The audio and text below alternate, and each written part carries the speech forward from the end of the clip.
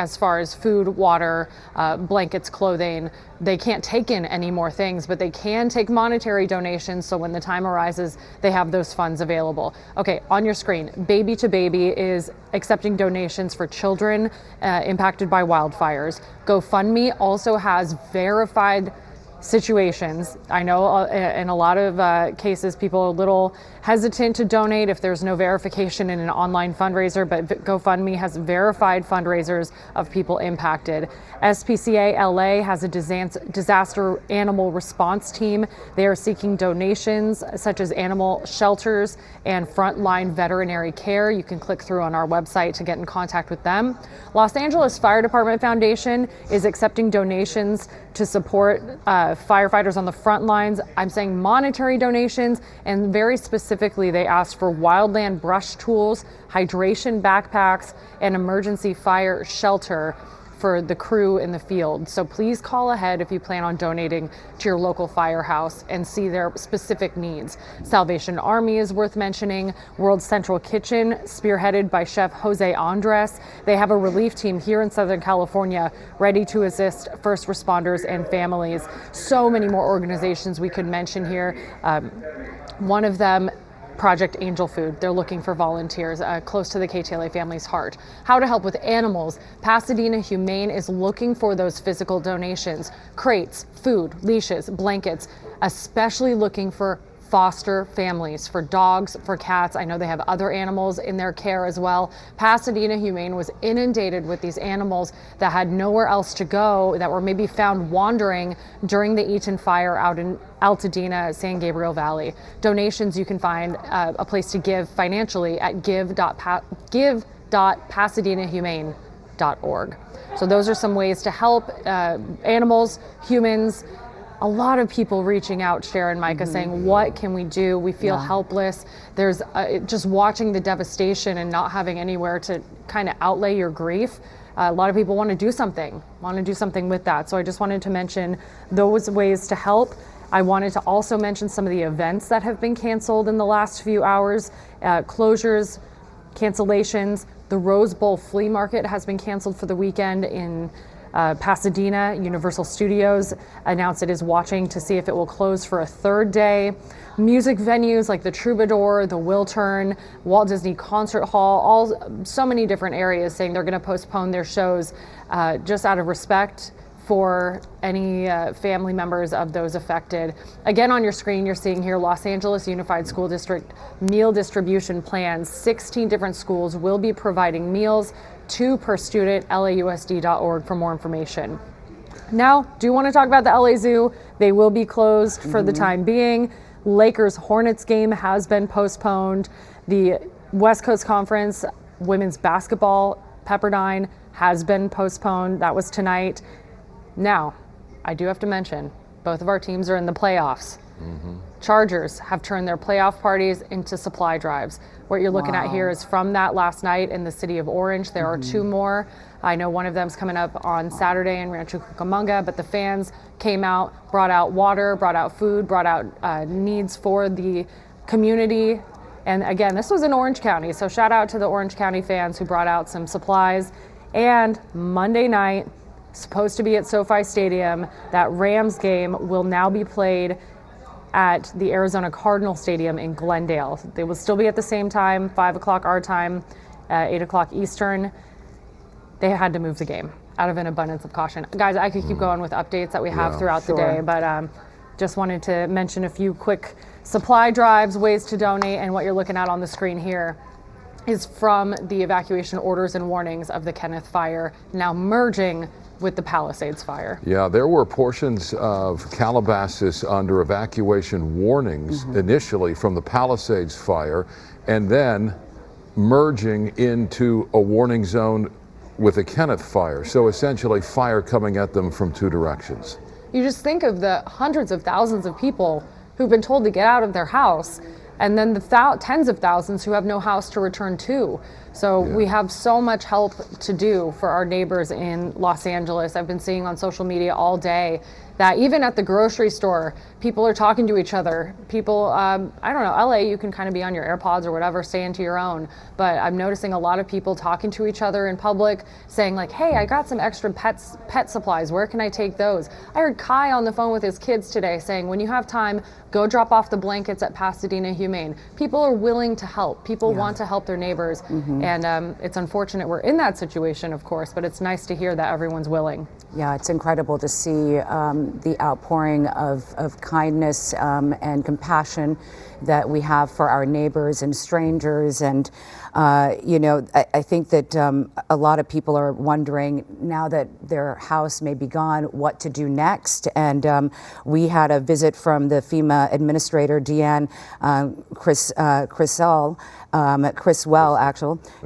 Criswell. Yeah, and she gave a website. We also gave this to you yesterday, but just in case you didn't get it this time, you might want to take it down, disasterassistance.gov, where you can start your claim and at least just start putting the information in there, as well as with your insurance. And they're going to help you. They're going to help you with lodging and repairs, and even if you had a vehicle loss. And give you something to get by. This is we have to restart this community in all of these areas, and it's good to know that there's some help from the government. And I can't stress this enough. I talked about this at length yesterday. Mental health resources are available 24/7. The number is 800-854-7771. There's someone to talk to 24 hours a day, 7 days a week. It doesn't matter who you are or where you are or what you need. Maybe you just need someone to talk to. Again, someone is there for you 24/7 at 800-854-7771. The mental health toll this is taking on millions of people, and the level of anxiety and uncertainty is palpable. It's enormous, and it cannot be overlooked. Yeah. If you are unable to get online and you want to just make the phone call to FEMA, you can do that by dialing 800-621-FEMA.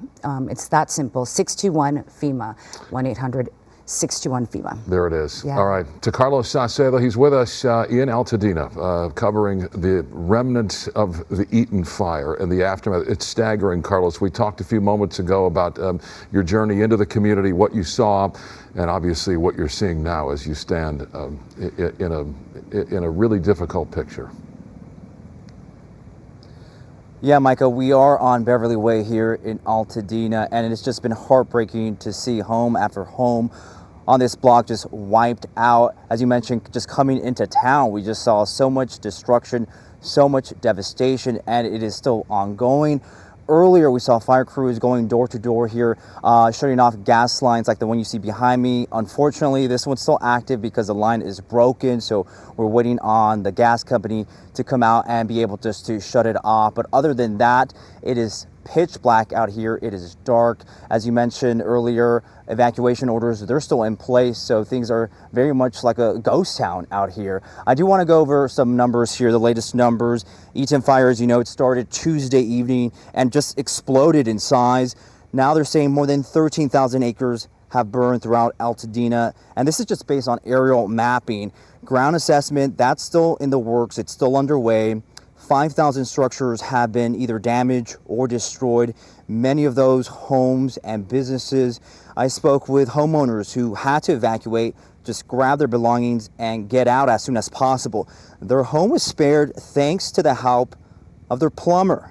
The guest house that was under construction in the back was destroyed, however. Now Jeff and Steve are back home tonight, thankful for the response.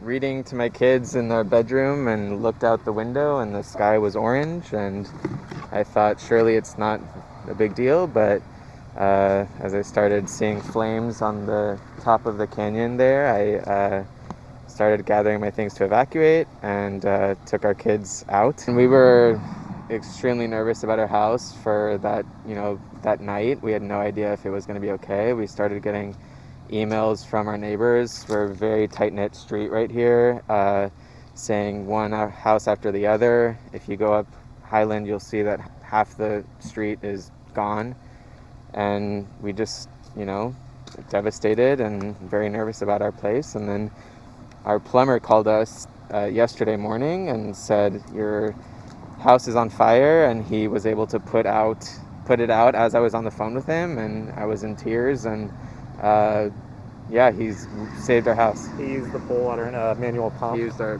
pool. Yeah, because it was our other neighbor thought it was on fire, like gone too, because he saw it in his camera, like up in flames. But if it wasn't for him using our pool, and he stayed for a long time, then he had help come put out the fire. There you go. Their house saved tonight because of water from their pool. As you heard earlier in the press conference, a big concern has been looters. Sheriff Robert Luna announcing the arrest of at least 12 people. They're accused of looting in this area.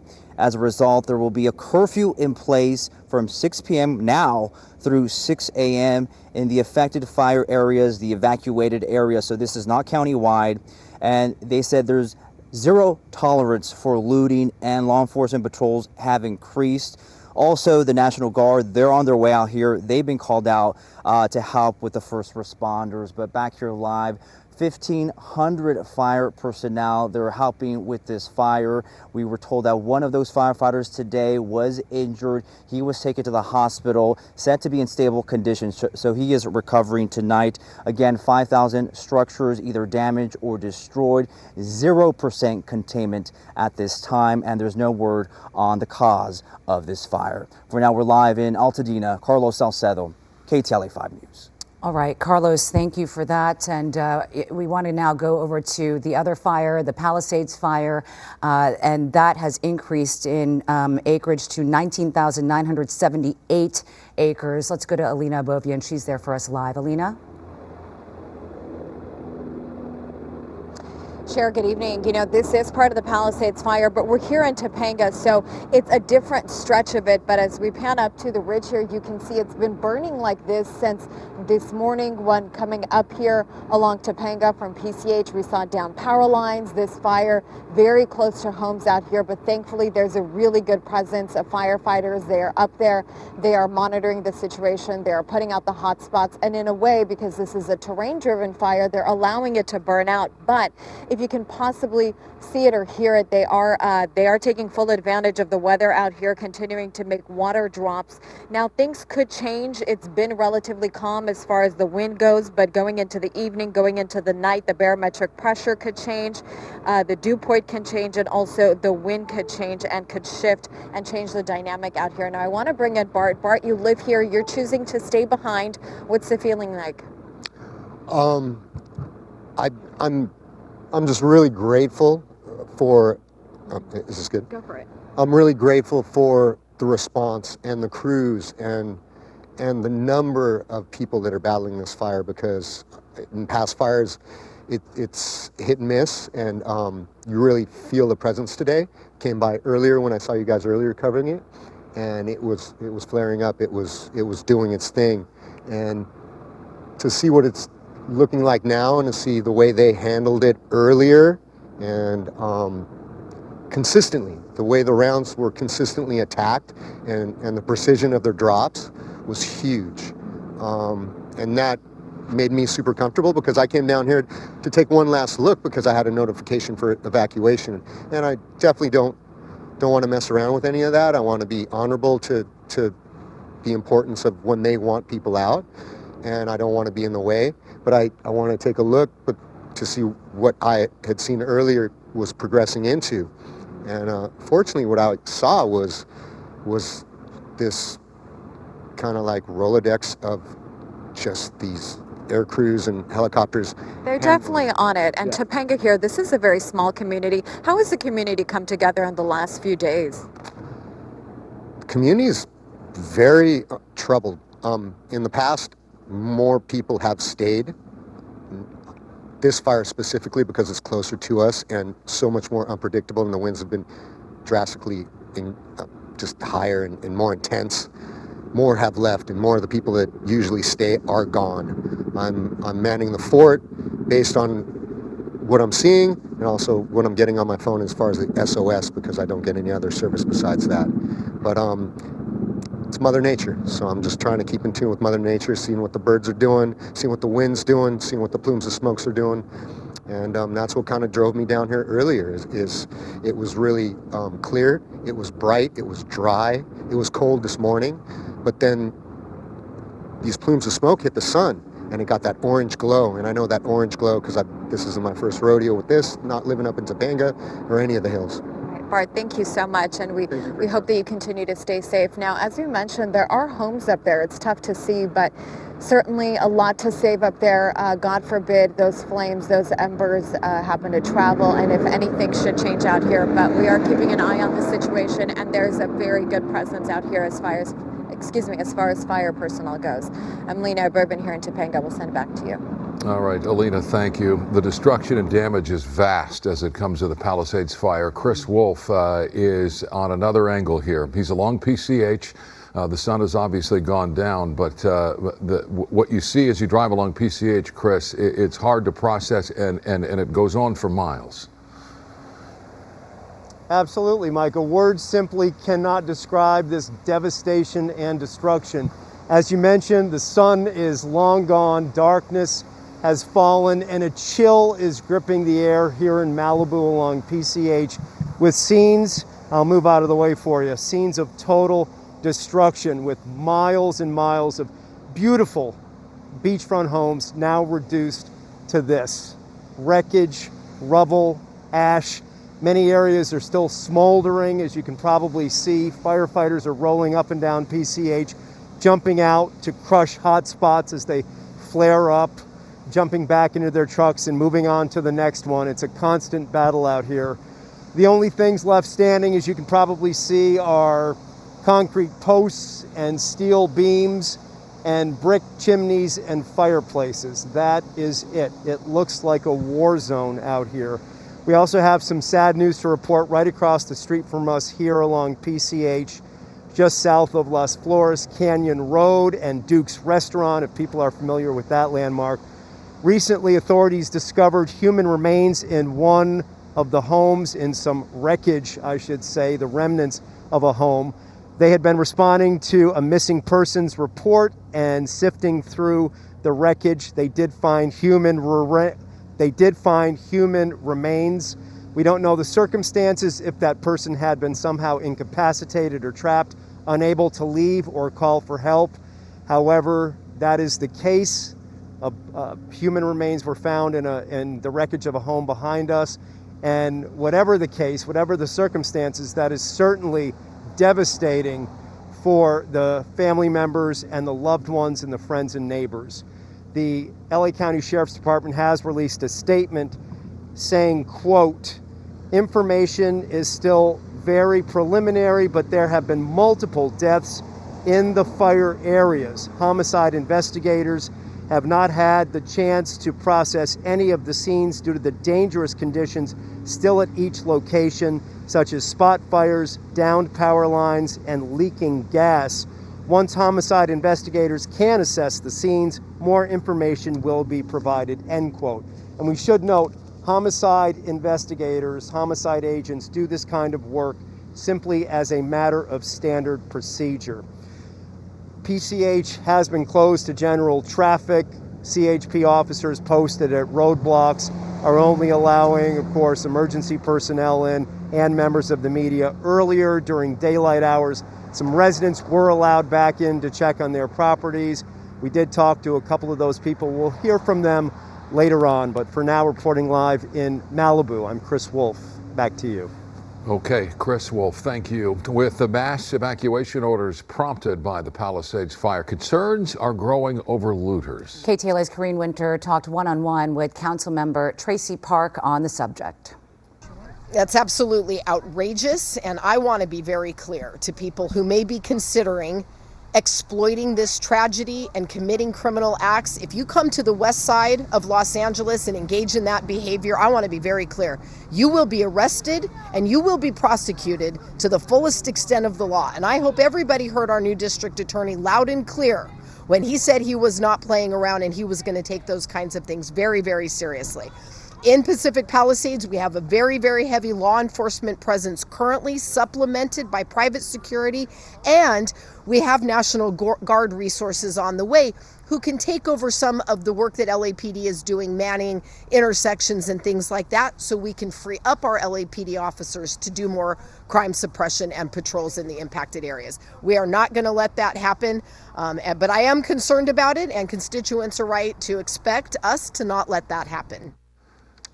And as it relates to the potential for a curfew, we just heard from LA County Sheriff Robert Luna. City and county leaders, lawyers are drafting the paperwork to institute a curfew in the evacuation zone areas that would be in effect from 6 p.m. to 6 a.m. Ongoing as this disaster unfolds. It has yet to take effect. It might be tomorrow night, from what we understand, as early as tomorrow night. Yeah, and in the meantime, they are urging you not to, if you are a victim, if you live in one of these neighborhoods and wanted to check in on your house, they're urging you not to enter that area. It could be very dangerous. The only people that really should be in that area at all would be obviously firefighters and law enforcement and media. And one of the people that is in that zone there for the Eaton fire is our John Finolio. And John was there when the fires were raging, and he's back there today. Give us a look at where you are and what it feels like to be back a day later. Thousands of homes destroyed by this. Hey guys, how are you? As you can see, the devastation from the Eaton fire is becoming more clear. If you take a look behind me, you can see that this is just one of thousands of homes that was destroyed by this awful wildfire. What you're looking at right here is a burning gas line, and there are hundreds of homes throughout this foothill community where you can still see some of those flames. This firefight, though, continues. Let's get you right to some of this video we captured earlier today. This fire has claimed at least 5 lives. 4,000 to 5,000 structures have been damaged or destroyed, according to officials. And tonight, the flames have chewed through almost 14,000 acres as the fire approaches the top of Mount Wilson. There is 0% containment. Among the lives lost, 82-year-old Rodney Nickerson of Altadena, who died at his home on Altapine Drive. His daughter, Kamiko, tells us that he had experienced plenty of fires over the many decades he's lived here and felt that he'd be okay, that he could wait this one out. He was gathering some things, packing up his car a bit, and he said that he was going to gather up his stuff, but he said he was going to stay here too. He said that he felt this was going to pass over and that he would be here, and he did position himself, but he didn't want to leave. He's 82 years old. Tell us a little bit about him. 82 years old. He bought this house in 1968, and he put $5 down on the house, is what he told me. And he came right back with his paperwork from Lockheed Martin, which is where he retired from in Palmdale. He'd been there for 45 plus years. And he's been an Altadenian as long as I've been living. My whole life, I came here home as a child. I was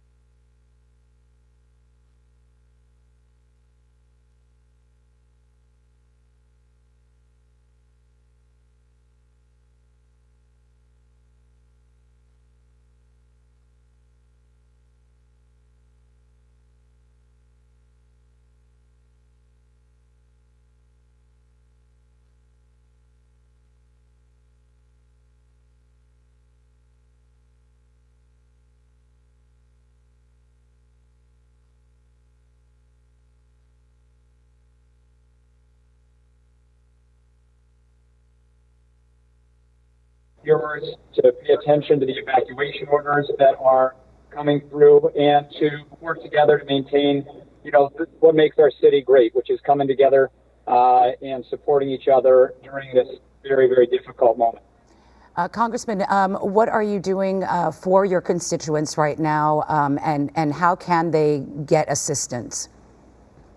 So there are a variety of supporting centers. The Frankie Valens Center in the southern part of our district is ready for folks who need to not be with their home. We actually just got a good bit of news that the Hearst fires evacuation orders, as you may have reported, are getting pulled back. So people are going to be able to move back into some of those areas, which is very good. And I want to commend the incredible fire professionals across the county, but particularly on the Hearst fire. They jumped in super fast, jumped on top of that, and at least so far have contained that fire. Obviously, a big threat to the North Granada Hills area, potentially if it crossed over the 5. So we're very grateful to them, as we are to the incredible professionalism of everyone working across the county.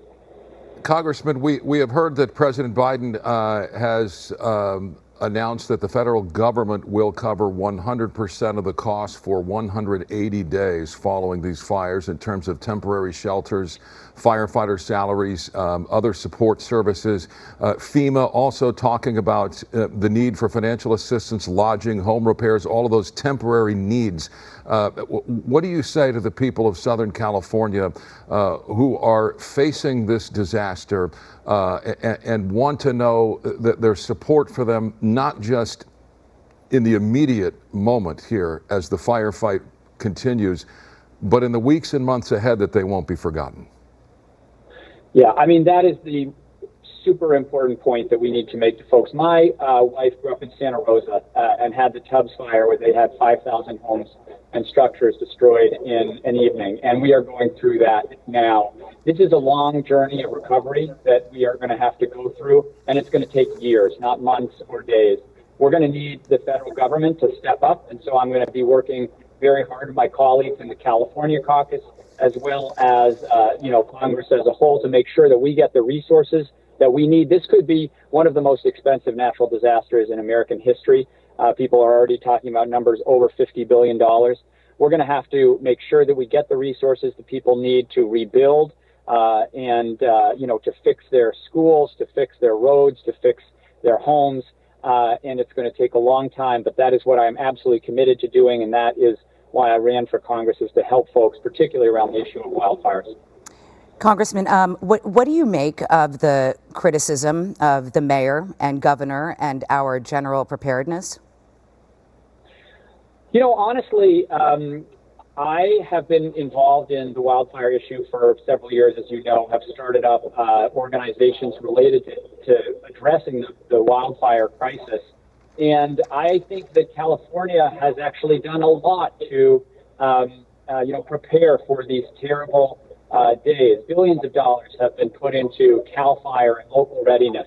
The challenge is that we could always do more, and the challenge is that on these very tough days with high winds, very low humidity, it is very hard to stop a fire in those conditions.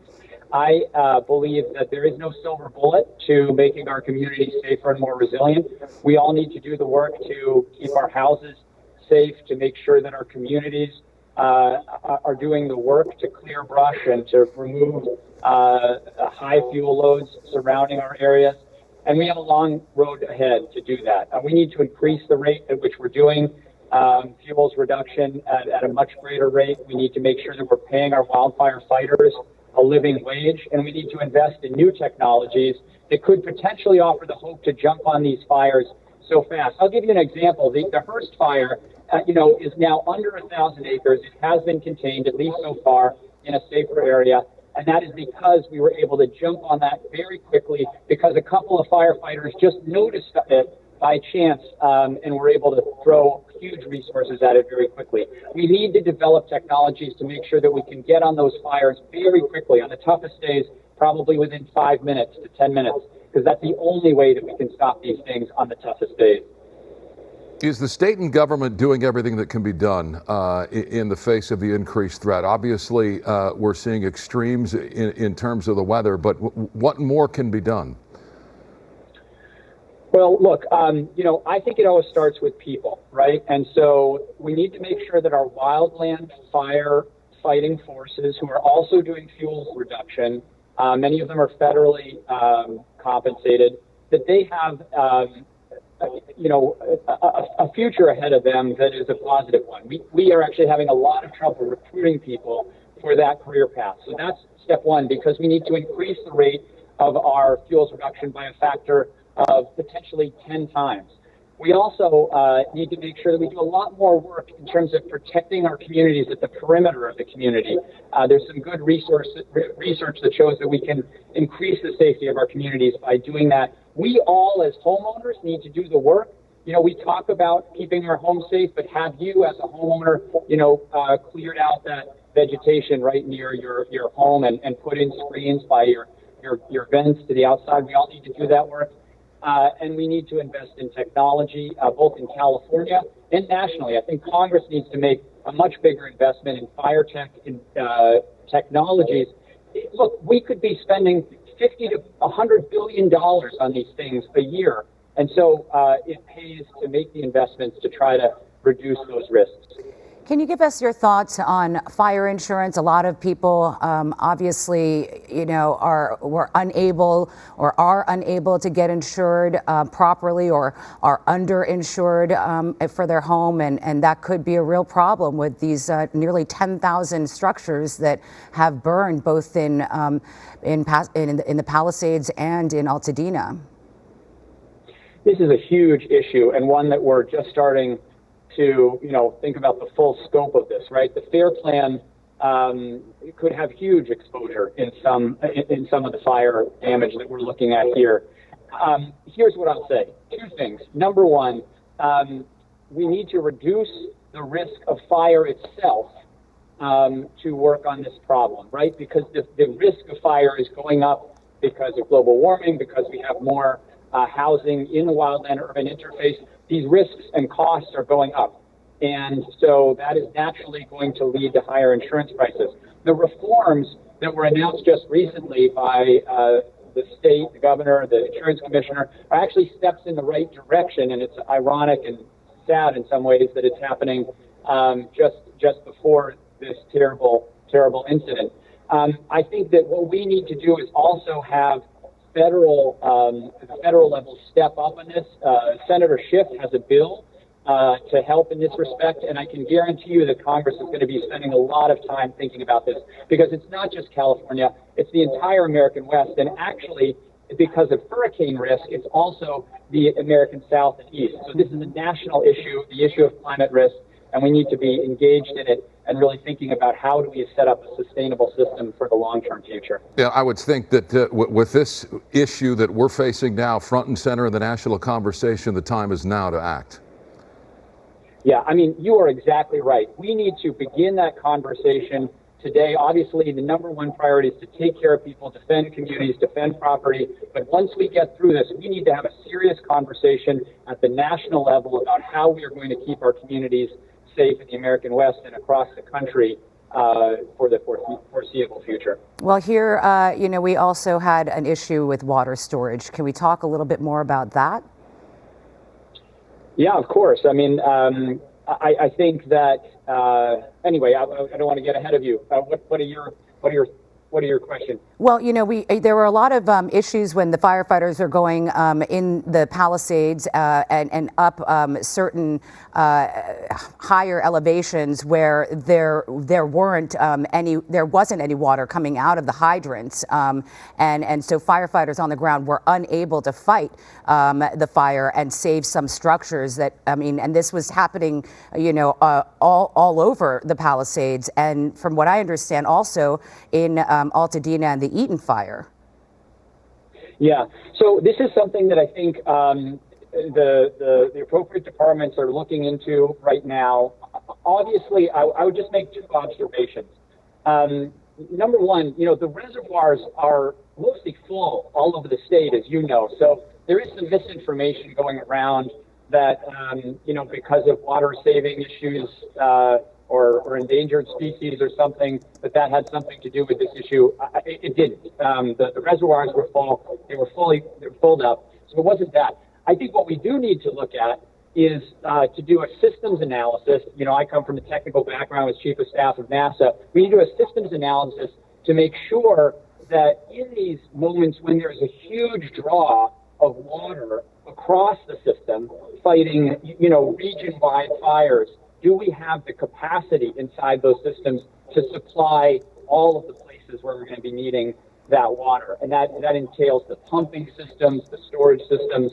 And so I think we need to do a deep dive into that to make sure that the system has the proper flow capacity at all parts of our system. Yeah, Congressman George Whitesides, thanks for taking the time, and we'll talk to you down the road. Thank you, sir. Bye-bye. Thank you. Time now to check in with the Kenneth fire. We want to go to Rick Chambers. And Rick, when you were talking to us earlier, there were a lot of people that were trying to get into their homes. What is the situation there now?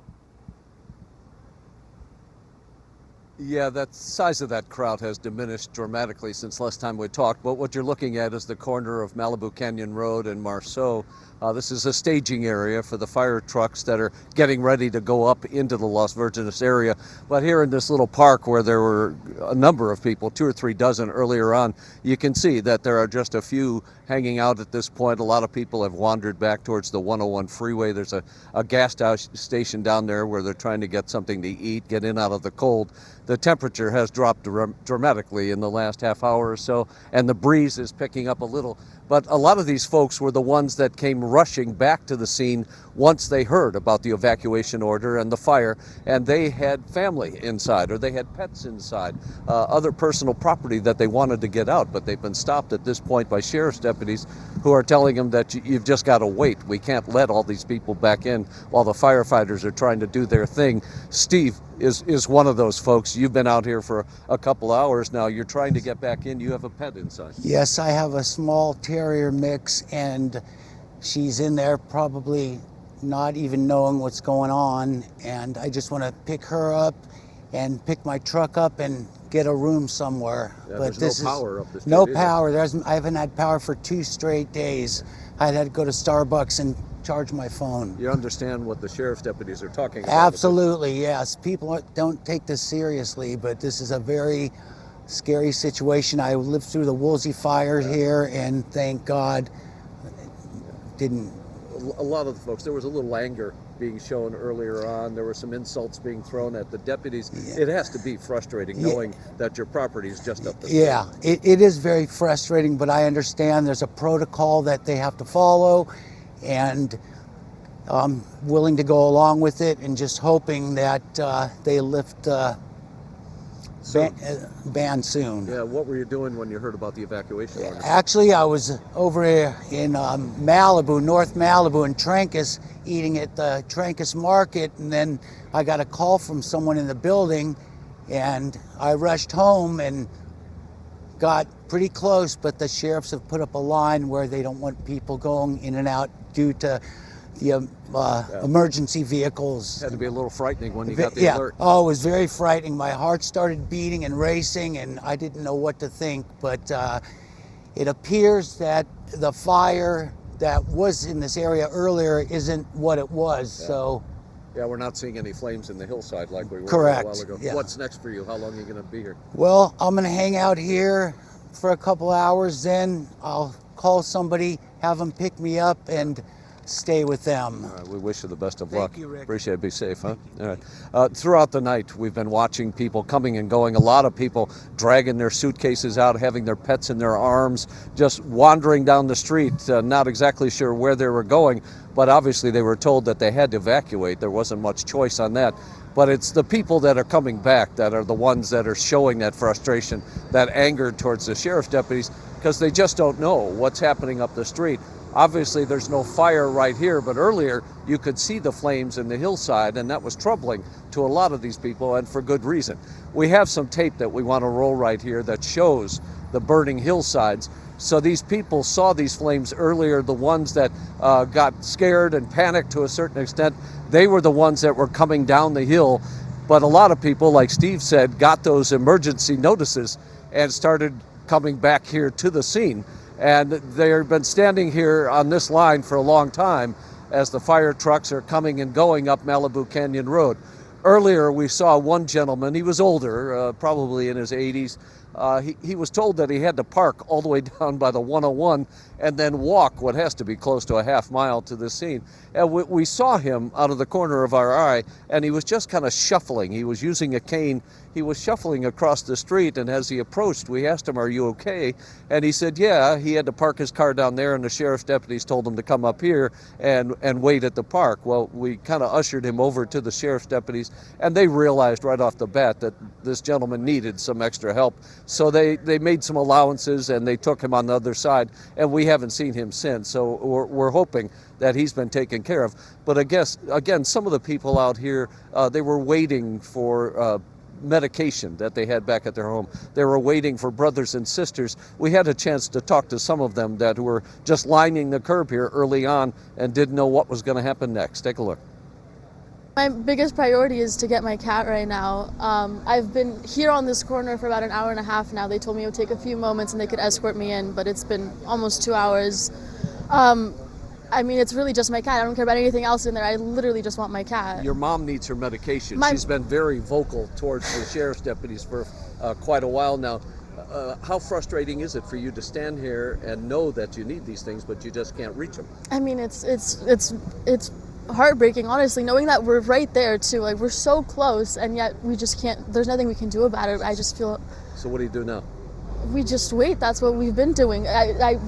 I waited to get onto Las Virgenes. It took me like an hour to get onto Las Virgenes, and then I had to walk 30 minutes over here just so I could reach the house, and now they won't even let me go through, and there's nothing I we know can you're do. watching over your little sister. She's 9 years old. Ava, are you okay? I know earlier today you said you were scared. How are you feeling now? I'm feeling better, but I really want to get my cat. Yeah, what's your cat's name? Toby. Yeah, and you're worried about your cat? Yeah. Okay, well, we're hoping you get in pretty soon, okay? But no need to be scared anymore, all right? Okay. Yeah, that was Ava. She was very cute. Her older sister there was Yana, and at times we could see the tears coming down Yana's cheeks. She didn't know what she was going to be doing for the rest of the evening. She was trying to take care of her little sister. Her mom, as I mentioned, is the one that needed medication. They offered her a visit to the paramedics. She said she didn't want to do that, but we haven't seen the mom for some time, and Yana and the little one, Ava, have wandered back down towards the 101 as well. So there's a lot going on here. There's a lot of emotions being shown. The people that are sitting around here, they know what's happening, but they're just trying to get back in, and obviously they're being kept from doing that. Back there in the hills where you see those fire trucks right now, that's where we saw the line of flames earlier. It seemed to be growing and moving in this direction, but then little by little the helicopters were coming in, making airdrop after airdrop, and it was, as we heard earlier, just pinpoint. You would see the flames suddenly die down. There would be no light at all. Occasionally the flames would pop back up, and then the next helicopter would come in. We're guessing anyway from our location here that that's what's been happening all around the area. We've not had any updates here though as to where the Kenneth fire stands at this point. We can only expect that they're still fighting it. We still see fire trucks coming and going, but I think it's that lack of information for a lot of the people that are standing out here in this corner. They just don't know what's happening or how long they're going to be out here with everybody else just wondering what's next. I'm Rick Chambers up here in the Las Virgenes area on Malibu Canyon. Micah and Cher, I'll throw it back to you. Understandable emotions. Having young daughters that love cats, I can relate. But from what we have seen, firefighters are making progress. Our aerial pictures will resume here shortly as meteorologist Vera Jimenez looks at the weather conditions here approaching the 7 o'clock hour. Yes, approaching the 7 o'clock hour, and you saw it in Rick's live shot.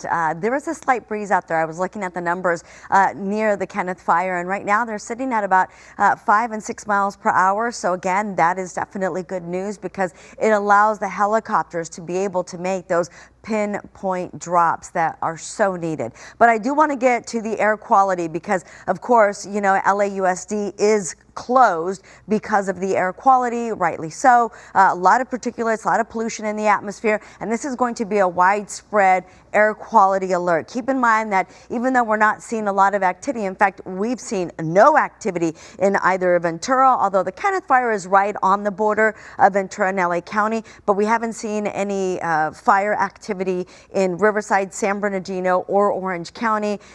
So that is really good news because we're able to focus all of those resources to LA County. But we are going to see some spread in terms of the smoke, and that, of course, will continue to impact the air quality, an air quality alert that has been in effect for much of the viewing area since last week. So as we look at the colors, you can see that if you're under the red, it's unhealthy air for everybody, not just for the people that have respiratory issues, for asthma, for example, or allergies, for example. It is definitely worrisome for everyone. And so I've created this model so that you can see this is 6:55 tonight. So this is like right now, and this is what's happening. So you can see that the smoke, this is smoke here. The smoke is moving offshore over the Pacific Ocean, and it's going to continue to move in that direction for just a little bit longer. That's Friday, 4:45 a.m., and it kind of slows down a little bit, and perhaps maybe that's because it's spreading and the winds are picking up a little bit because we're expecting the winds to get a little bit stronger, so it's able to push it out, and the colors will diminish as that concentration of smoke lessens. And right now, since the winds aren't very strong, as you saw, the colors were just a little bit more intense. So I'll continue to advance it. I'll stop it at 7:50 tomorrow morning. The winds are still going to be with us, but not quite as strong. So again, the concentration is primarily still over the continent, over the land, and less so over the Pacific Ocean. As we continue to move the clock, you can see that now the wind and the smoke is starting to shift a little bit, and that is going to coincide with the movement of the winds. So that's 12 around lunchtime. Again, much of the concentration is still going to be over the continent. We'll continue to move it, and now we're starting to see it shift. And it's actually intensifying because why? The winds are going to be moving less, but they're still going to be moving over the Pacific Ocean in a northerly, in a southerly direction. So the winds are coming from the north, so the smoke is going to be moving towards the southwest. So and then as the winds shift a little bit, you'll see the smoke spread towards Orange County and even into the Inland Empire. Yes, we'll still continue to see that spread towards the Pacific Ocean because the winds are still going to be out of the northeast, but they're going to also be shifting out of the north eventually. And that's why now the winds are moving more towards the south, and they'll continue in that pattern, and it'll broaden into the Inland Empire. And so again, that air quality is going to continue to suffer, not just in LA County, but it will spread into to the adjacent communities because they're all my communities, all of them. I love them all. Okay, so take a look at the winds as we head into the overnight hours. Now remember, yesterday I showed you the winds at the surface versus the winds aloft. The winds aloft are always stronger. Why? Because there isn't any friction. There is nothing to slow them down, nothing to prevent their movement. So these are the winds aloft, much, much brighter. We'll continue through the evening, and I'm just going to stop. I put pauses in there, but I want to get through this so that I can show you what's going to be at the surface. The National Weather Service, I called them up just to confirm, and I said, guys, the winds that you forecast for the wind advisories and the high wind warnings, at what level are you measuring those winds? And they said that they measure those winds 20 feet off the ground. Now that's not at the ground, it's 20 feet off. So you're still going to run into friction. Why? Because think of a two-story building. That's about 20 feet. Think of a tree. That's about 20 feet. So there is still going to be stuff to slow them down. And so this is what the winds will look like by Saturday at 12:45. Yes, we are going to see another round of winds, but Saturday at the surface, we're going to be looking good. I'll show you that next time. I'm going to send it back to you guys for now. Vera, thank you. You are watching now the KTLA 5 News at the top of the 7 o'clock hour. Good evening. I'm Micah Ullman. And I'm Cher Calvin. Let's give you an update on the fires. We'll start with the Palisades fire, which continues to burn in Pacific Palisades. Right now, scorching nearly 20,000 acres with thousands of structures destroyed. They're saying up to about 5,000 structures structures, and it is 10% contained at this hour. I actually believe it's 6% contained at this hour. Yeah, the deadly Eaton fire has zero containment at this hour. Sadly, at least 5 people have been killed by the Eaton fire since it started on Tuesday. At this hour, the Eaton fire has burned nearly 14,000 acres. It has destroyed more than 1,000 structures. That number now climbing into the several thousands. The Hearst fire continues to burn in Sylmar, 855 acres destroyed. There's 10% containment there. The Lydia fire has scorched more than 300 acres in the Angeles National Forest near Acton. That's along the 14 freeway as you move out of Santa Clarita toward the Antelope Valley. Firefighters have an estimated 60% containment there. And as we've been talking about the Kenneth fire report in the West Hills area, that has burned roughly 1,000 acres at this hour. There is 0% containment, but the aerial firefight continues on that Kenneth fire at this hour. The Los Angeles sports community, as we've been talking about, has not been immune from the impact of the fires. David Pingalore joins us from our news center with more. A lot of cancellations and, well, readjustments to their schedules, huh, Ping? Yes, there's no question about that. The Rams wildcard playoff game Monday, 5 o'clock against the Minnesota Vikings, has actually been moved to Glendale, Arizona. That's at State Farm Stadium. That's the home of the Arizona Cardinals. Now, the Rams were originally scheduled to host this game at SoFi in Inglewood, but the NFL said they made the decision after consulting with public officials, both teams and the Players Association. The game remains again 5 p.m. on Monday in Arizona. This will be the second time in NFL playoff history a game has been relocated. The first was in 1936 between the Boston Redskins and the Green Bay Packers. Because of lack of fan support, the game was moved to Washington. As for the Rams and Chargers, they did practice outside today. Smoke was visible from the facility there in Woodland Hills for the Rams. The head coach, Sean McVay, said players, coaches, and staff have been affected by the fires, but no one has been injured. As for the Los Angeles Chargers, many players wore masks at the outdoor facility in El Segundo. The head coach, Jim Harbaugh, shortened practice today and said they did not consider flying to Houston early ahead of Saturday's wildcard game against the Texans. Both head coaches addressing the impact on the fires on the community. Just been inspired greatly by the first responders, the firefighters, and the residents that have pulled together, had each other's back. It's one of those deals that almost doesn't feel real, but it certainly is real to the people that are affected. And praying, that as many people are okay, and you just see the amount of people that are affected, and it's one of those deals that it gives you perspective. And the Lakers also have been affected, with the NBA postponing tonight's game against the Hornets at Crypto.com Arena. A makeup date has not been announced. It's the second game slated to be played in downtown LA that has been postponed this week, joining the NHL's Calgary Flames and, of course, the Kings from last night. Before Tuesday's game in Dallas, the head coach of the Lakers, J.J. Redick, did acknowledge his family had to evacuate their rental home in the Palisades. And according to reports, Redick's residence was destroyed in the fire.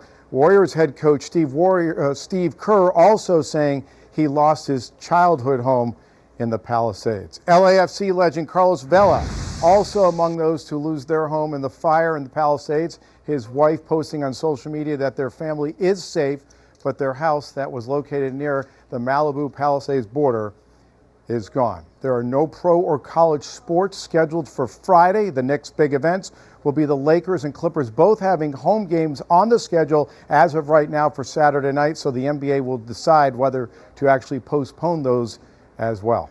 Sharon, Micah? All right.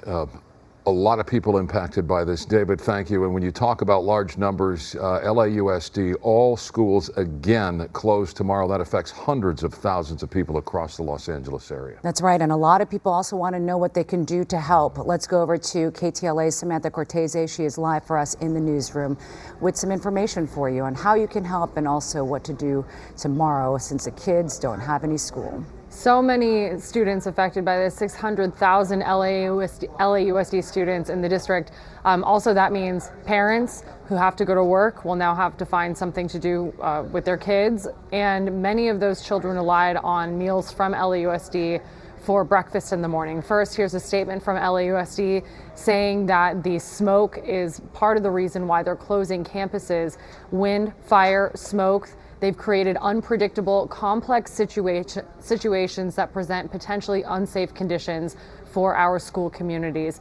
Alberto Carvalho kind of mentioned this in the news conference, saying that select essential personnel will be contacted by their supervisors regarding work tomorrow. LA Region continues to respond to this crisis, and they say health and safety of students and employees are of the utmost importance. Now let's get to the meals for tomorrow. That's 8 a.m. to 11 a.m. Today that was 8 to 10, so it's been extended by 1 hour tomorrow, Friday. 16 different school sites will provide meals, 2 meals per student. Again, 16 different sites across LAUSD. For more information, you can visit lausd.org. I just wanted to bring up my notes here because it's not just LAUSD that's closed tomorrow.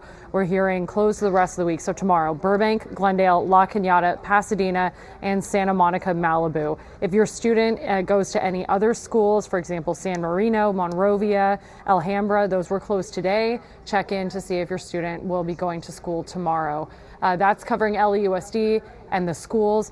I just wanted to also mention that the Red Cross is with KTLA. Red Cross has physical items they need to support those displaced by the fires. Corrine Winter and her photographer Rolo were out there today doing great work with Red Cross. And we know that people are generous. People want to do everything they can to help. The first priority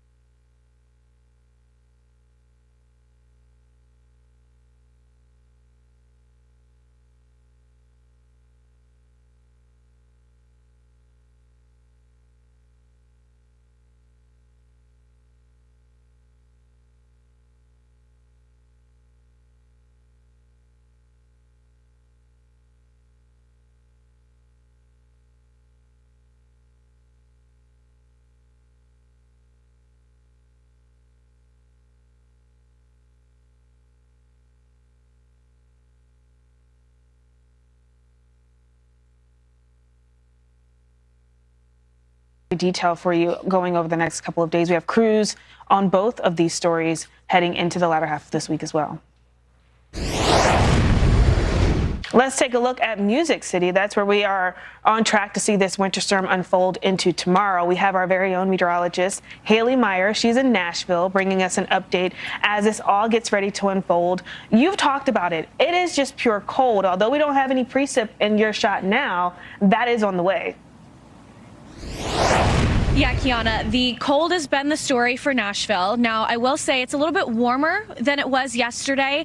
That's not to say that I'm warm right now. I am cold, but we did get a little bit of a warm up. Yesterday, we were talking teens for the overnight temperature, tack on a wind of around 10 miles per hour. It felt a little bit cooler than that, especially as you head farther north towards the Cumberland Plateau. Some areas were even looking at the single digits. Not quite the story today, but certainly the ground is cold enough to support that snow when it does start to fall. Memphis, we're looking at 10 p.m. tonight, peak snow 6 p.m. or 6 a.m. rather to around 12 p.m. tomorrow. For Nashville, it'll start in the morning, kind of late to mid-morning, and then we'll be relentless all the way through into early Saturday morning. I think the peak time for snow for Nashville specifically is going to be right in the heart of the afternoon towards the evening rush, which is why a lot of businesses are closing down. All government offices and parks are closed. I really can't think of a school that's open right now off the top of my head. Basically, the entire state of Tennessee is kind of hunkering down and getting ready for this. Now, being in Music City, the one thing that folks really love to do, they love to hit Broadway Street. So we'll be going there tomorrow to see just how many people were able to brave the weather to get out there. But take a listen to one guy and what he told me earlier about traveling in this weather, especially going to the bars. It snowed really bad, and we came down here with some friends to go to some bars, and everything was closed except for like a couple places, and it was like, if you had a side-by-side or a truck, that's how you got there, because it was really rough to be driving around in a sedan trying to get through the roads because it wasn't either iced good enough or plowed good enough. So I guess the big story is we'll see how many people decide to brave the weather. I think really it'd be a little bit dangerous to do that, but the interstates, the highways, everything has been kind of preemptively treated over the last couple of days. TEMA and Tennessee Department of Transportation have specifically put emphasis on those major roadways, but also on some areas that get a little bit windy, especially for South Tennessee, where we could be looking at a little more of that mixed precip coming in. I think Nashville, we're okay on the mixed precip side of things. Maybe we get a brief moment where we could get that kind of filtering in, but overall it's going to be primarily snow.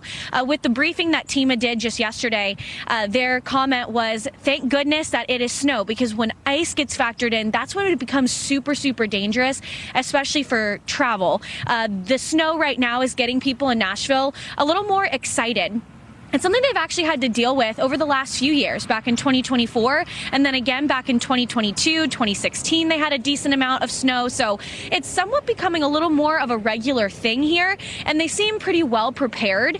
So for the timing of this, it really is, again, hunker down Friday and Saturday. Then we start to look at maybe some ice concerns going into Sunday, Monday, not because we're getting any mixed precip in the region, but because that snow could then melt when it becomes a little bit above freezing and then refreeze when the temperatures drop to a little bit below 32. So once the roads get clear, we should be good for that ice threat. But for some of those rural roads that don't have those plows and road crews coming in, that's where the black ice could be a bit of a concern to finish out the weekend and into early next week, Kiana. It's going to be a busy weekend for sure. We'll be checking in with you throughout the latter half of tonight and even into the latter half of this week. Haley Meyer in Nashville, Tennessee, thanks so much for that update. All right, let's get you a look at that forecast for Nashville. It's basically a pretty simple one. The snow overspreads the area through the overnight. It's going to stick around through a good chunk of tomorrow, especially the first half of the day. That's where we'll have some of our heaviest snow. It doesn't really end until early to mid-evening, I would say, and it's going to end from the west to the east. So, you know, believe it or not, this is actually the forecast model, and it just goes to show the extent of the snow. We're starting it off 4 a.m. Central Time here, Friday morning. Temperature is going to be hovering around freezing. So a couple of things. Number one, that means that this is going to be a heavy wet snow. We're not likely to see the powdery stuff like they've seen in places like Little Rock or like with that last storm where the temperatures are much colder. Usually when you have the temperature a little bit closer to freezing, you tend to get those big, fat, heavy, wet snowflakes. It's kind of stinks because it's tougher to shovel. It's heavier. It can cause power outages if you get enough. I wouldn't be surprised if we have a couple here and there, although we're forecasting 5 to 8 inches of snow, so this is not going to be like a massive amount. But it's not quite as easy to get out of the way because it's just much heavier. That's the problem.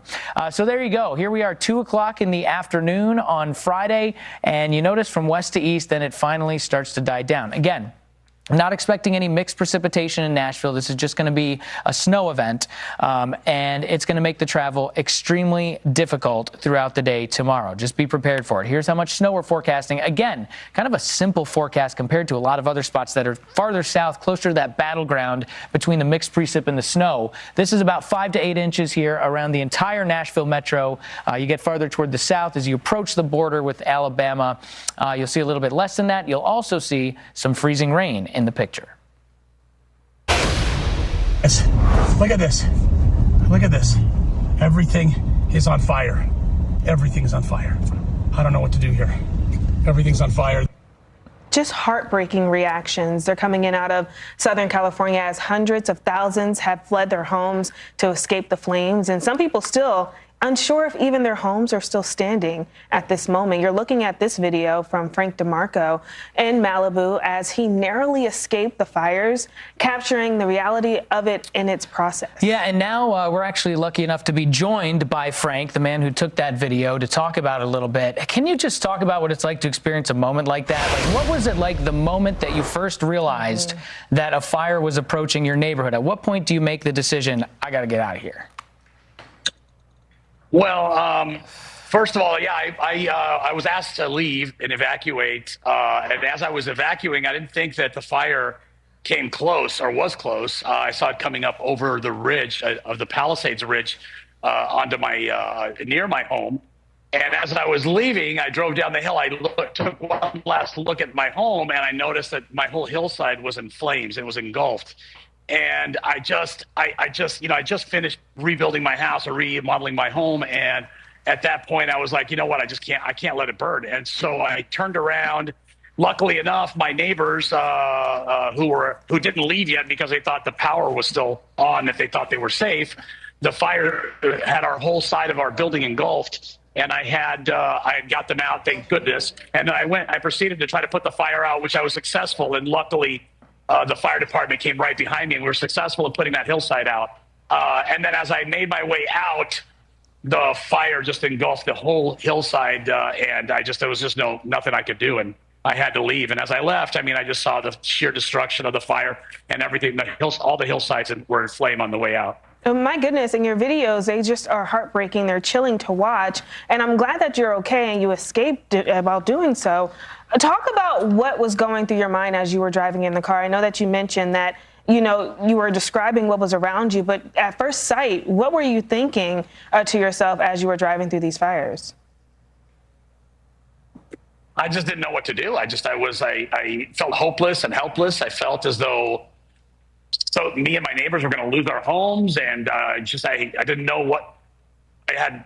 Wasn't sure what my next move was going to be, and today I made my way back. I'm literally, as I'm on this call now, I was making my way around the corner to my home on Coastline, and that's where I'm heading now. I'm on PCH. And I have emergency crews coming through, and I have all kinds of fire engines coming through. So it's like it's like a ghost town here. There's only very few people, and this is usually at this hour there's traffic bumper to bumper right behind me on this street, and it's just sad to see. I mean, it was so beautiful a couple days ago, and now this. Just as quickly as it was beautiful, as quickly things are gone. And it's sad to see. And of course, our hearts go out to you, Frank, as you guys continue to go through this recovery process as it gets started and how the rebuilding is going to be as well. We do thank you for spending your time with us, explaining to us how things kind of unfolded for you, and wish you all the best moving forward. Yeah, thanks, Frank. Thank you very much. I appreciate it. All right. And Los Angeles communities, they need the support right now, and you can help with the American Red Cross as we provide meals and shelters by going to go.fox/Red Cross or by scanning the QR code on your screen there.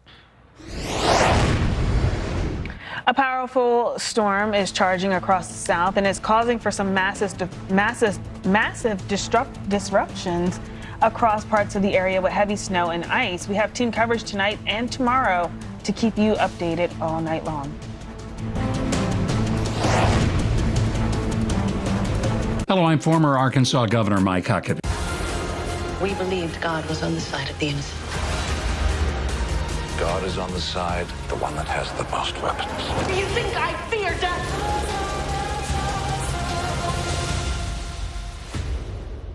Saturday on Fox Primetime Hoops. It's a battle in the Big Ten as Indiana takes on Iowa. Saturday at 8 Eastern on Fox Primetime Hoops. Raise your betting game with the Fade on Outkick. I'm on the over. Is this crazy or is this genius? Your ultimate playbook for beating the odds and winning big. Clay Travis and Kelly Stewart have insight you can bet on. Watch this week's all-new episode of The Fade on Outkick.com. Does your student loan payment make you cringe? We get it. Saying goodbye to that much money every month can be tough, but by refinancing to a lower rate through Credible.com, you could drastically cut your monthly payments. At Credible, you get personalized rates from multiple lenders, so it's easy to find the refi that puts the most cash back in your pocket. And life with extra cash is, well, extra. Visit Credible.com now to see your new monthly student loan payment. Dr. Larson has no recollection of the last 8 years. Doc is TV's next big medical drama. I don't know what I did or who I am now. And you can watch the riveting episodes anytime. You can't leave her in the dark forever. No. And every Tuesday, Me and Amy were together. I want to tell her. don't miss an all-new unforgettable episode. I will be a doctor again. Doc, all new Tuesdays on Fox and watch anytime on Hulu. It is official. First Things First is a hit. The reviews are in. First Things First is a mix of analysis, tremendous chemistry, and total ridiculousness. First Things First, weekdays at 3 Eastern on FS1. I suffer from a weight condition. I go, well, I don't suffer from cataracts. I see it. I don't need you. Every holiday, we should have collars that shock you if you talk politics. People think you're too old to run for president. Maybe you should stop using the word malarkey.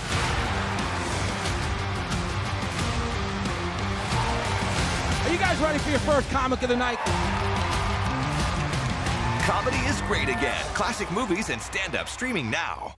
Our God calls us.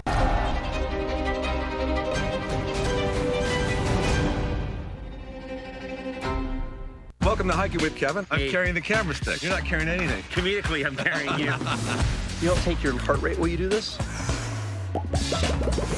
Did you just laugh? Yeah, I did, but that was a fake one. Hiking with Kevin, streaming now on Just laugh? Yeah, I did, but that was a fake one. Hiking with Kevin, streaming now on Fox Nation.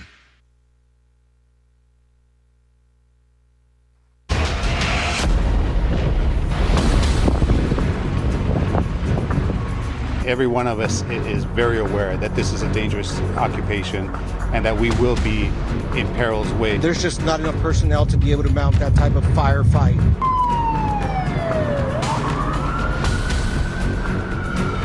If you don't evacuate, you're going to put our first responders, LAFD, and law enforcement to have to go in there and possibly try to help you, and it puts us in danger as well. Our hearts are breaking for you, and we stand with you. Pray for the success of our frontline and first responders. Powerful. Welcome back into Fox Weather Live. It is hard to fathom the carnage left behind across Southern California from these dangerous wildfires. Yeah, the wildfires have been just an unbelievable story. It's still ongoing. The wind's really not going to calm down too much until we get to tomorrow afternoon. Even then, it's still offshore. We don't have onshore wind in the forecast for a while. And then we've got this big winter storm with all this snow that started to fall in the south. 88.3 million folks under these alerts as we take it through the end of the week. We're watching that closely because we can have a mixed bag of things. We're talking snow, ice, we're talking sleet in some of these areas too. And it's going to be tricky heading into the end of the week and certainly going into the weekend. Let's take you to Little Rock, where we have parts of the area that are under a winter storm warning. Yeah, Jane Menard has been out there for a little while today. Earlier on, there were some big, heavy, wet snowflakes that were falling. And then the last time we checked with her, it was more of a powdery snow. It looks like the temperatures dropped a little bit. I think it's going to be mostly snow in Little Rock as compared to spots farther south where they're going to have more mixed precipitation. Let's just get out there to Fox Weather's Jane Menard. What is the situation out there right now? It is a finer snow at this hour. We started the afternoon with these big, fat, chunky flakes mixed in there with maybe a little bit of ice pellets and some freezing rain. But now it's transitioned to just plain snow. That cold air has started to take over. And I tell you, I really think we're going to be in a heavier band of snow that pops up those snow totals overnight by tomorrow. We're calling to 5 to 8 inches of snow here in Little Rock, and I wouldn't be surprised if we're on the higher end of that threshold, if not maybe exceeding that. So look behind me here. You can see the snow-covered roads, and I think that's what the danger is now that night has fallen. Temperatures are dropping into the 20s. We are having a hard time keeping up with the snow as it makes it stick now. We have the snow tracks as cars have made their way along. We've seen a couple of snowplows here and there. This is an off-ramp taking you into downtown Little Rock underneath these bridges and overpasses. It's Interstate 630. Traffic has slowed down a bit, and you can see big rigs are still on the way here. It's been Interstate 40 north of town, a complete standstill. We've been watching those DOT cameras in between hits where people have spun off. You've got miles long backups, which is just an absolute mess. Things are starting to quiet, and I hope that as people are watching this across Arkansas, that you're staying home, that you're hunkering in. You've made your trips to the grocery store earlier in the day, and now it's just a matter of getting the kids together, whipping up something nice for dinner, and then sleeping in tomorrow, because this snow is going to continue to fall. And by the way, we'll be up here tomorrow morning showing you that, where those totals are going to continue to climb. I have my handy-dandy measuring tool that I stole from my fiance at home. He doesn't know I have it, but I do have it. And I was able to manage just shy of about 2.5 inches. So we'll see what this comes to when we look into, the next couple of hours. I think the heaviest band of snow is going to continue to set up, and we were calling for that. Somewhere along the I-30 corridor, between I-30 and I-40, we're going to see this banding of snow begin to set up. The question was the warm nose. Was that going to chip away at those snow totals with that freezing rain transition? Given how things have panned out here, Arikiana, so far this afternoon, temperatures falling down into the 20s, I don't think that warm nose is going to have an impact on us. So from here on out, it's just how much snow are we going to get to accumulate, and hopefully people can stay off the roads. Dozens of accidents, the hours-long standstills may be beginning to start in some areas. I know DOT, the local and state police departments have been working hard to clear those away. But it has already been a couple of hours, and those standstills still north of town on I-40, gosh, they're hard to watch. Yeah, we've been watching one that's out of Plumerville where we had that massive pileup due to the slick road. So to your point, they're starting to pile up there in some areas, and we'll keep a close eye on it. From Little Rock to Texas, let's take you up to Anna, Texas. This is where we also have been monitoring the winter storm that could also bring some serious travel trouble to the region. We have Fox Weather Storm Specialist Mike Seidel. He is in Anna, Texas with the latest. Mike, it is getting cold. I can see that things are getting a little bit, the visibility is even getting impacted. How are you handling things out there? This is a walk in the park for yours truly. I'm not bragging, but I've been in wind chills down to 50 below zero, and temperatures, the coldest temperature I was ever in was in Chicago, the polar vortex. Hard to believe that was 5 years ago, later this month, and it was 25, 26 below zero. So when you consider that, and it's 32 right now, and there's not much of a wind chill. I'm all layered up. I'm fine, but thanks for asking. As far as the weather goes, as you can probably see at home on television, these are snowflakes now coming in, big wet snowflakes. So we're starting that transition from freezing rain and sleet back to snow. We had a lot of snow earlier. We got here around lunchtime. There was already 4.5 inches of snow and sleet on the ground. Keep in mind, we're up here about 45 miles north of Dallas-Fort Worth, the county north of Dallas County, the adjacent county, Collin County. So we're not in the Metroplex. Both airports there still reporting rain. Dallas Love Field, 34 degrees. So right now there are no issues there, but eventually the rain will change to snow there. The question is, how cold is it going to get tonight? Well, we're not talking flash freeze. We're certainly not talking a big drop in temperature.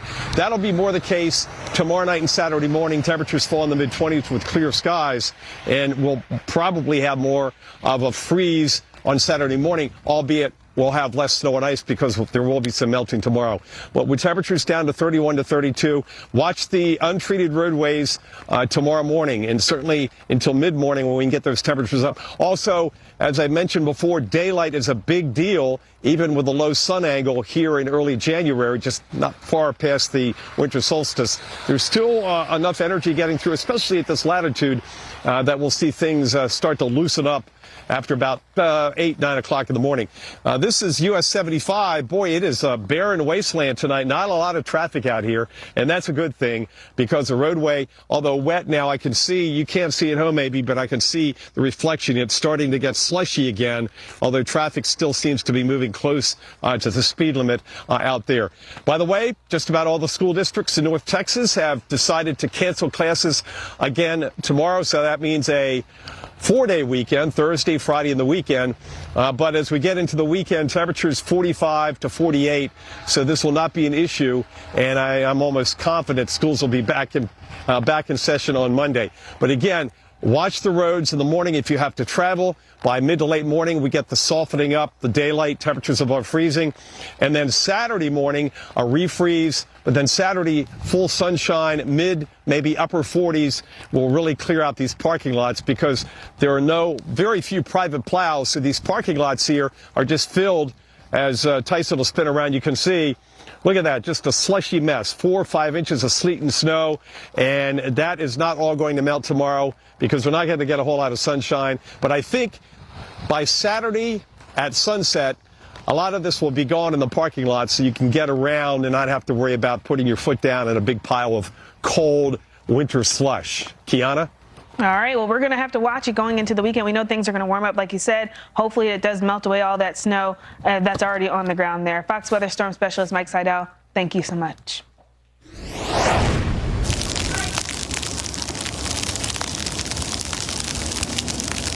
A winter wallop all across the South. We're talking some of that sleet that you're hearing there. We're talking snow and even some ice hitting places like the Lone Star State. It isn't just there, though.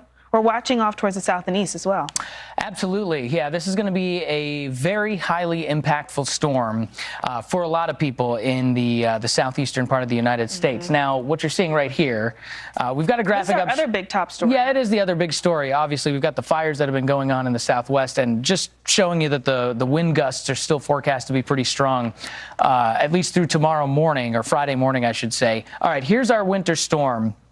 And this is the part of it where it's the most difficult forecast, and I think we could have some of the most impactful weather, that battleground area between the snow and the rain and the freezing mix, et cetera. It's going to be a doozy over the next, say, 24, 48 hours into the weekend. We're watching from the Lone Star State through the southeast all the way out into the parts of the East Coast, really, as we head into Saturday. But looking at that area that you talked about, moving into northern and middle portions of Alabama, Georgia, Atlanta, right in the thick of that as well. We're talking some possibly significant ice. Yeah, absolutely. And some of that's going to make it as far south as, let's say, places like Birmingham. You know, I think the ice is going to be a little worse, a little farther north of there. Places like Huntsville, Coleman, Atlanta, I think, is one of those spots that's going to be right in the heart of where some of the worst ice is. So you see how it overlaps a little bit. There's your swath of snow, right?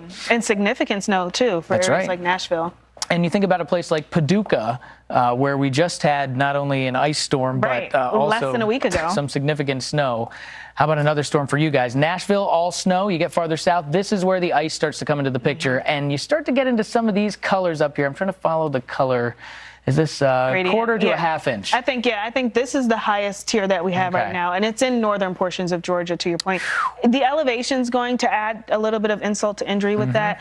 You said back towards Huntsville. I know that's one of your old stomping grounds. Yes. We could see that there, too. And then this stretches all the way across parts of the southeast. Yeah, you've got a lot of terrain there. And so, look, when you think about the vertical temperature profile, in order to have freezing rain, the air's got to be a little bit warmer, like 4,000 or 5,000 feet above our heads than it is down at the surface. You also have to have the temperature below freezing at the surface. Normally when you go up, it just gets colder and colder and colder, but sometimes you can get this weird little warm nose of air that sticks in just above our heads. So these are the snow impacts. I like this map because it just kind of gives you an idea of where some of the biggest, most highly impactful spots are going to be. And driving conditions, how that can play out too. We have a couple of big interstates here. 35, I-30 moving in or out of Arkansas, I-40 through Tennessee. Also watching, you talked about 85 in Georgia. Yes. That could be another one that we watch as well. Yeah, absolutely. And, you know, when I look at this, it kind of looks like it's skewed a little bit toward where the heaviest of the snow is going to fall. And maybe that's considering the fact that we don't have like a half-inch plus of ice in the forecast over in some of those areas. Yeah, because you saw with the last storm where we had more ice forecast. This was kind of favoring some of those areas, this snow impacts forecast. But actually, some of the spots that are getting it through the overnight here, we saw Brandon's live shot. He was driving through Little Rock. It does not look good out there. The roads are going to be bad, not only tonight, but also through tomorrow in the south. All right, we'll have a lot more coverage of this winter storm coming up. We've also, of course, got the wildfire situation in Southern California. We had another one that popped up Thursday evening. So I believe about 5 significant fires that are going on in L.A. County. We've got the Palisades fire, of course, the Eaton fire, which has been absolutely devastating. And we will get you the latest on that situation along with the winter storm coming up.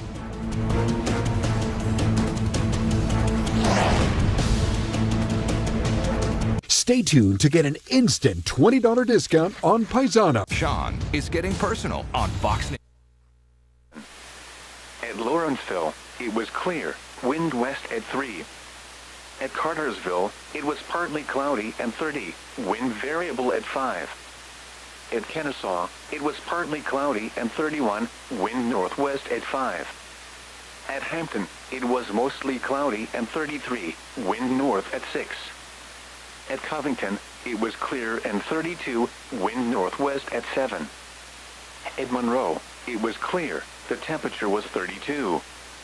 Elsewhere around the region, at Athens, it was clear and 34, wind northwest at 5. At Gainesville, it was clear and 30, wind northwest at 6. At Macon, it was partly cloudy and 28, wind calm. At Columbus, it was mostly cloudy and 39, wind calm. At Birmingham, it was cloudy and 39, wind east at 3. At Rome, it was partly cloudy and 28, wind calm. At Chattanooga, it was partly cloudy and 28, wind calm. At Asheville, it was clear and 24, wind northwest at 12. At Augusta, it was clear and 27, wind calm. At St. Simon's Island, it was partly cloudy and 36, wind northwest at 3. Here is the official forecast from your National Weather Service for the Atlanta listening area. Tonight, partly cloudy this evening, then cloudy with a slight chance of snow showers late. Lows in the mid-20s. Light northwest winds this evening, becoming light and variable. Friday, snow showers. Sleet likely and a slight chance of freezing rain in the morning, then freezing rain, rain showers and sleet in the afternoon. Snow and sleet accumulation around an inch. Ice accumulation of up to 1/10 of an inch. Highs in the lower 30s. East winds 5 to 15 miles an hour. Chance of precipitation 90%. Friday night, cold. Freezing rain, mainly in the evening. Ice accumulation of 1/10 to 1/4 of an inch. Near steady temperature in the lower 30s. North winds up to 10 miles an hour. Chance of precipitation near 100%. Saturday, mostly cloudy in the morning, then becoming mostly sunny. Highs in the upper 30s. Northwest winds 10 to 20 miles an hour with gusts up to 25 miles an hour. Saturday night, cold. Mostly clear in the evening, then becoming partly cloudy. Patchy fog after midnight. Lows around 19. Light northwest winds. And now the extended forecast. Sunday and Sunday night, mostly clear. Patchy fog. Highs in the lower 40s. Lows in the mid-20s. Monday and Monday night, partly cloudy. Highs in the mid-40s. Lows in the mid-20s. Tuesday through Wednesday night, mostly clear. Highs around 40. Lows in the lower 20s. Thursday and Thursday night, mostly clear. Highs in the lower 40s. Lows in the upper 20s. For more detailed weather, water, and climate information, please visit our website at weather.gov/Atlanta. This warning is for the following counties in Georgia: Cherokee, Clayton, Cobb, DeKalb, Douglas, Fayette, Forsyth, Gwinnett, Henry, Newton, North Fulton, Rockdale, South Fulton, and Walton. Winter storm warning now in effect from 5 a.m. Friday to 7 a.m. Eastern Standard Time Saturday. What? A mix of multiple winter precipitation types are expected. Total snow and sleet accumulations up to 3 inches and ice accumulations up to 1/3 of an inch are possible. Where? Portions of central, east central, north central, northeast, northwest, and west central Georgia. When? From 5 a.m. Friday to 7 a.m. Eastern Standard Time Saturday. Impacts, roads, and especially bridges and overpasses, will likely become slick and hazardous. Significant ice accumulation on power lines and tree limbs may cause widespread and long-lasting power outages. Power outages and tree damage are likely due to the ice. Travel could be nearly impossible.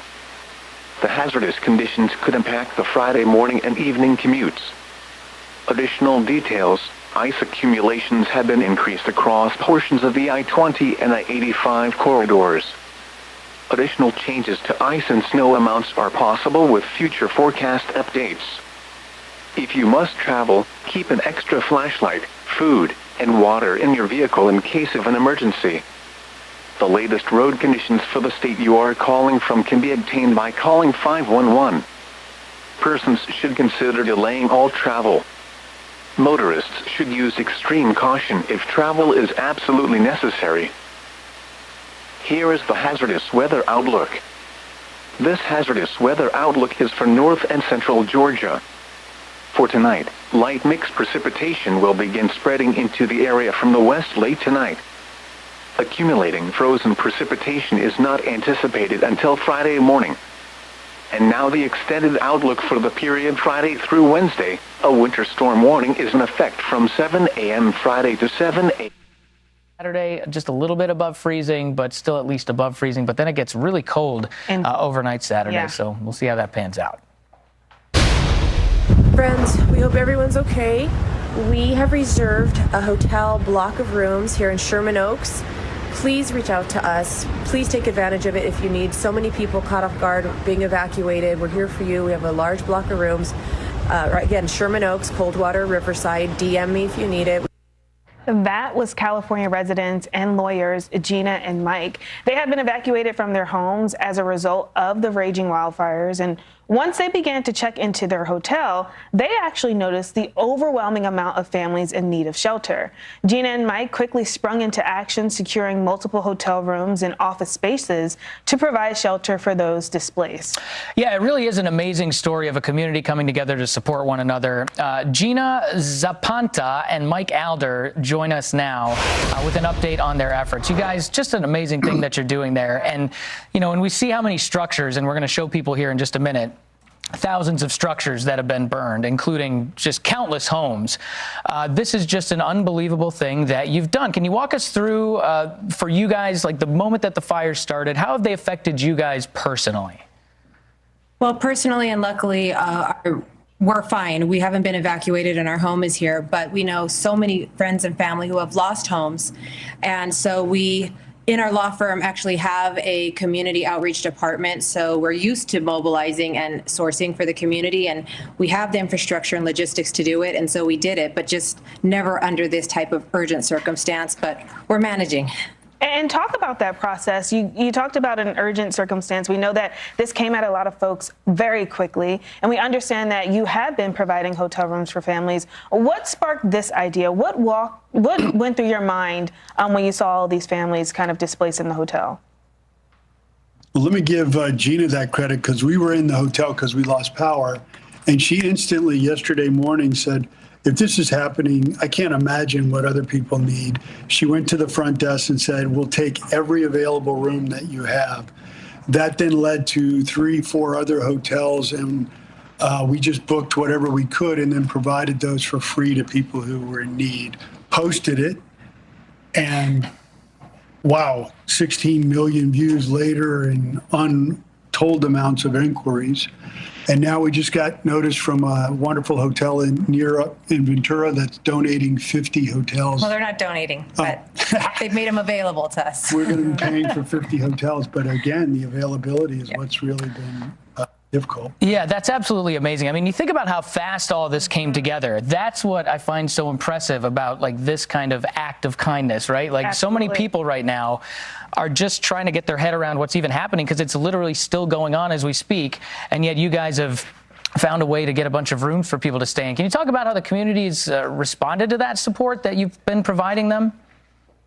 It's been outstanding. This is a privately funded effort, and everyone wants to help, and so we've created a Venmo, and we're asking people for monetary contributions. 100% of it goes to covering more rooms, and now we're pivoting to do a care package drive Saturday early next week, and then the following weekend when the need's going to be greater, and just sourcing essentials for families, children who have lost their cuddle toys, and elderly who need help, and pets.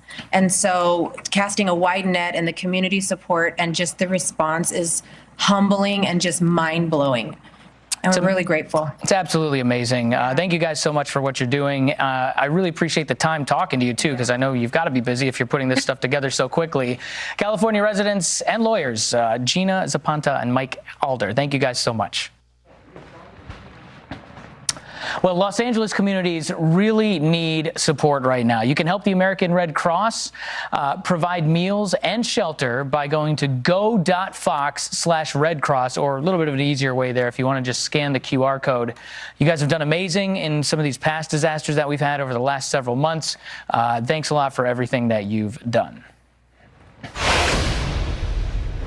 And we're still looking at absolutely heartbreaking images that are coming in out of Southern California. Deadly wildfires are still devastating the LA metro area.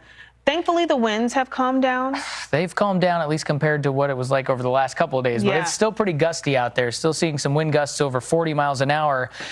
This is not a good situation, to say the least. I would say by the time we get to tomorrow afternoon, that's when the winds really kind of calm down. But really what we need is a wind direction change. We need that onshore wind to introduce moisture back into the air, because it's bone dry still. That's right. And we still have that offshore wind, meaning that these winds are coming in over the mountain ranges, and it's making insult for injury. We have a couple of images behind me that we've been watching very closely of the fires that just continue to move across the area. So these fires have been pretty active. There's still about 5 of them active right now. Looking at some of those images that are coming through, you can see the embers that are just still being lofted into the air. And Ari, this is the concern. I mean, over the next couple of days, with almost zero containment, it's hard for, crews to kind of get a handle on these. Yeah, I think once we get to the second half of Friday, we'll at least have a chance to get a little bit of a better handle on some of these fires. It's been absolutely impossible. If you saw what things looked like Tuesday and Wednesday especially, I was on air in the morning. We were seeing these live pictures coming in. Yeah. It looked like a hurricane was going on without rain. The wind was outrageous. And thankfully, those winds have significantly pulled back. I mean, maybe we have an uptick in the winds for Friday, but nothing compared to where we started with this. When we look at all of those active wildfires, they're just sporadic all over LA County. Yeah, they really are. And of course, the 2 big ones that you've been hearing about a lot, of course, the Palisades fire, unbelievably devastating. This Eaton fire also This was Altadena. I mean, right in the middle of town. Very populated. Extremely populated area, densely populated. Part of Pasadena burned there as well. Over 13,000 acres with that one. That's the one that's responsible for most of the smoke that you're seeing over LA right now, because it's just getting spread out with that wind out of the north. And it's that smoke, too, that's adding to the air quality concerns that we've been watching play out. I mean, that's been a big deal through the last couple of days, and it may even take us into the next couple of days, that dense smoke that just continues. Yeah, absolutely. I mean, you got to think about it. It's not like the fire is going to stop burning immediately. Right. They're really, what they've got to do first is just get a line down on the fire and try to get it to stop advancing. We did have another new fire that popped up here. This was the Kenneth. Thursday evening. Yeah, the Kenneth fire. I believe it's over 900 acres right now, but either way, you get the idea. This is just northwest of Calabasas, so it's coming in off of the mountain, and there are some populated areas up there, so there have been some mandatory evacuations.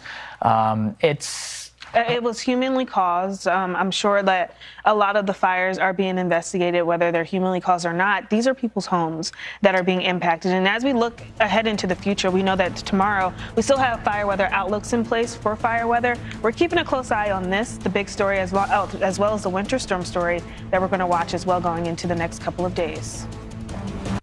America is celebrating the start of President Trump's second term. Now you can show your kids what our commander...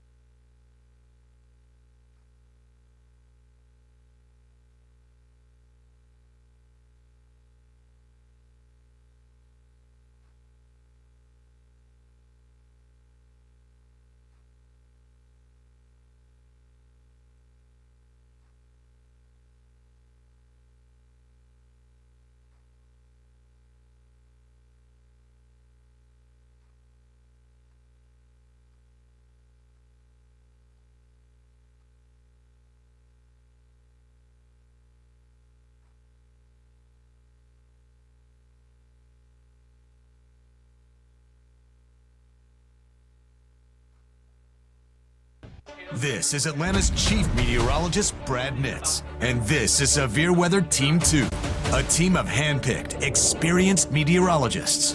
When dangerous storms threaten, Severe Weather Team 2 goes to work. We're looking at some rotation right here. Using the most advanced technology to warn you, tracking the storm as it happens, and there when it moves out. Because keeping your family safe is our #1 priority. Severe Weather Team 2, only on Channel 2 Action News.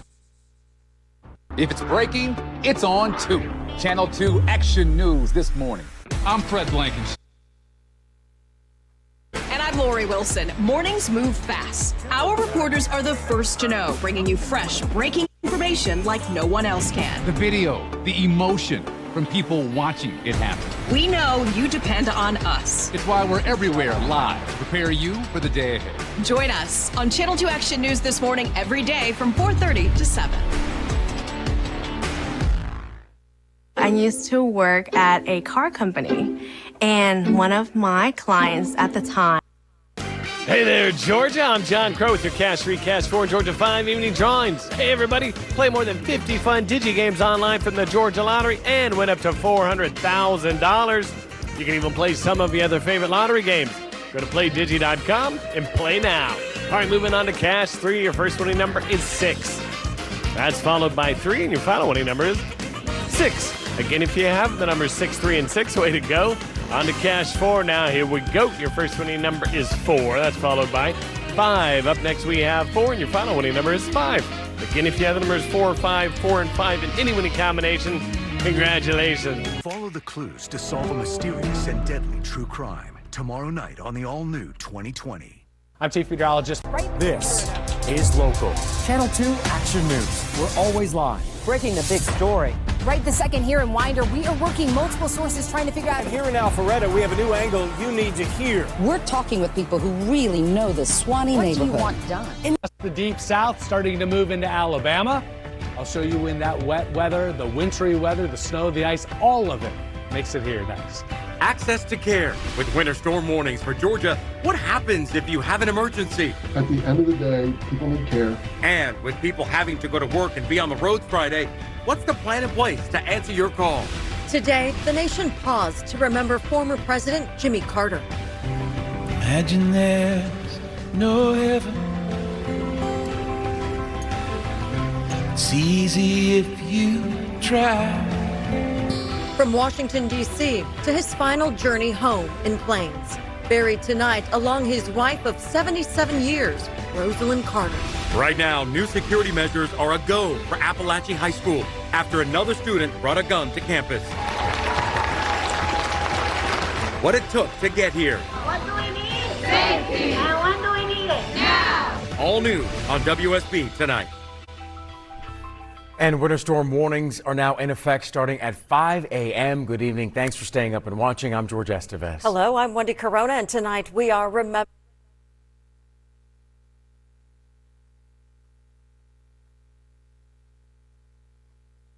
Jimmy Carter. But first, we do want to get to the weather for you because dozens of metro area schools have either closed or they plan on going virtual tomorrow, and they include Fulton County, Atlanta Public Schools, Cherokee County, Cobb County, City Schools of Decatur, Marietta City Schools, and Hall County Schools. Now remember, you can find the complete list of closures. You'll find it on our website, WSBTV.com. They're also scrolling at the bottom of your screen. We want you to know tonight we are covering two major stories impacting Georgia. A winter storm barreling down North Georgia, funeral services for Georgia's own Jimmy Carter from Washington, D.C. to Plains. Let's begin, though, with that winter storm warning that's now in effect for our area. Here's a live look using our network of cameras. We have so many of them out there. In 8 hours, it's going to be totally different out there. Snow and ice is going to start to accumulate in the morning. So before you go to bed tonight, we have live Severe Weather Team 2 coverage. Starting with our Chief Meteorologist, Brad Nitz, live in Severe Weather Center 2. And Brad, now is the time for everyone to really pay attention. Yeah, we just got a few more hours. Temperatures have fallen or soon to fall below freezing across the area. Won't be long in Atlanta. We're 33. How about the low 20s in the mountains? So very cold air in place. Storm Tracker 2 HD picking up a little bit of snow and wintry mix in Alabama. The leading edge, the very beginning of this, much of this evaporating in the very dry air before it reaches the ground. But the bulk of the precipitation still to the west and is going to be coming on in as we head through the next few hours. I expect some of this snow and ice to be into West Georgia before the sun rises. The winter storm warning in effect at 5 a.m. This is an update from just a few minutes ago.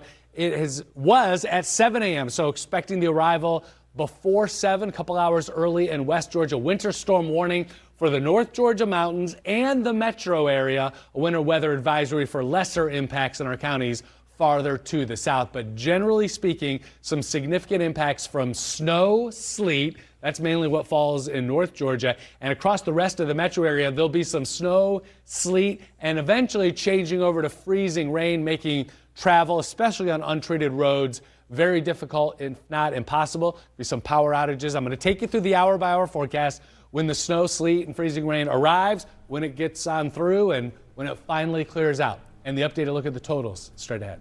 Brad, thank you. So let's get to the very latest. Today, Governor Brian Kemp issued a state of emergency ahead of tomorrow's winter storm, and it remains in effect through Tuesday. Freezing temperatures could lead to slick, hazardous road conditions. And that's exactly why state and local governments spent the day dumping brine on roads and highways, treating the roads. And GEMA is urging Georgians, everyone, stay home Friday through Sunday if you can. And right now, emergency services like EMS workers and hospitals, they're making those final preparations for the winter storm to ensure that no matter what happens, people will have access to care. That's going to be crucial. Channel 2's Michael Doudna live now at an ambulance depot in DeKalb County. And Michael, preps, they started there a while ago. Yeah, they did. Both Emory Healthcare and American Medical Rescue, who has the ambulances you see behind me, say they started this process well over a week ago, making sure they have the resources and people to respond to who's ever in need, because they know how bad conditions can get. There was gridlock last time in 2014, and nobody could move. Jonathan Jenkins remembers 2014 too well, how icy conditions shut down roads even while he was trying to respond to emergencies. Tried to take side roads, back roads, but then we got to the spot we couldn't even get up a hill because the roads are so bad. Winter storms can make things more difficult for first responders, but EMS groups like American Medical Response are already making preparations. And those winter preparations include everything from replacing the tires to have more winter-friendly ones, to having salt in every vehicle, to having cots in case their employees need a place to stay. And it's very important because we anticipate an increase in call volume tomorrow. And while ambulances will be responding to calls, hospitals will keep running. We'll have a couple thousand people who are staying overnight with us who are here specifically to take care of someone else. Emory Hospital's Matt Wayne says they already have 96 hours of supplies, energy, and food on hand to make sure that everything keeps running, even if everything else becomes a standstill. At the end of the day, people need care. We're here to provide that care, and hospitals can't and won't close. So now the final preparations are being made. Ready that if there's an emergency call, there will be people ready to answer. No, nothing will be stopping us. We will be here when you call. So we are back live with Channel 2's Michael Doudna. Michael, we will be here if you call. That was the last soundbite in your story. First responders are ready. They're asking folks, though, to do their part. Stay off the roads as long as possible tomorrow. Yeah, I mean, that was the big part that they saw back in 2014. You heard from the ambulance driver there how when the roads got clogged up, they had to go towards back roads that may not have been as salted or brined quite as well, which delayed their ability to get to people. So if the roads stay clear, that means the roads can be cleared and allows them to get to people faster, to the people who actually really need their help, which will be vital tomorrow, especially as the storm rolls in. George? Again, people need to do their part. Michael Doudna live for us. Thank you. Yeah. Channel 2 Action News is your station for live severe weather Team 2 coverage. Brad's going to be back in about 10 minutes with an update on that storm as it moves closer. And tomorrow, count on Channel 2 Action News this morning, starting a half hour earlier at 4 a.m. Now, this breaking news coming to us from Buckhead. We are live on Peachtree Avenue. This is near Farr Road, where there is a large water main break. You can see all the water there on that road. Take a look. Atlanta Watershed Management says water service is right now temporarily disrupted to about 30 homes and businesses, along with one hydrant. As you know, we are expecting some freezing temperatures here in the next few hours, so this can be a major problem. Channel 2 Action News right now working to find out the cause of the break and when repairs may happen. As soon as we learn more, we will bring this to you on air and also on WSBTV.com.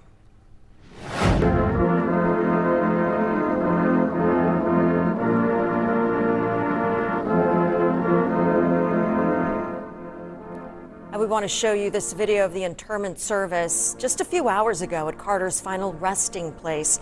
Jimmy Carter buried next to his wife Rosalind at their Plains home and garden.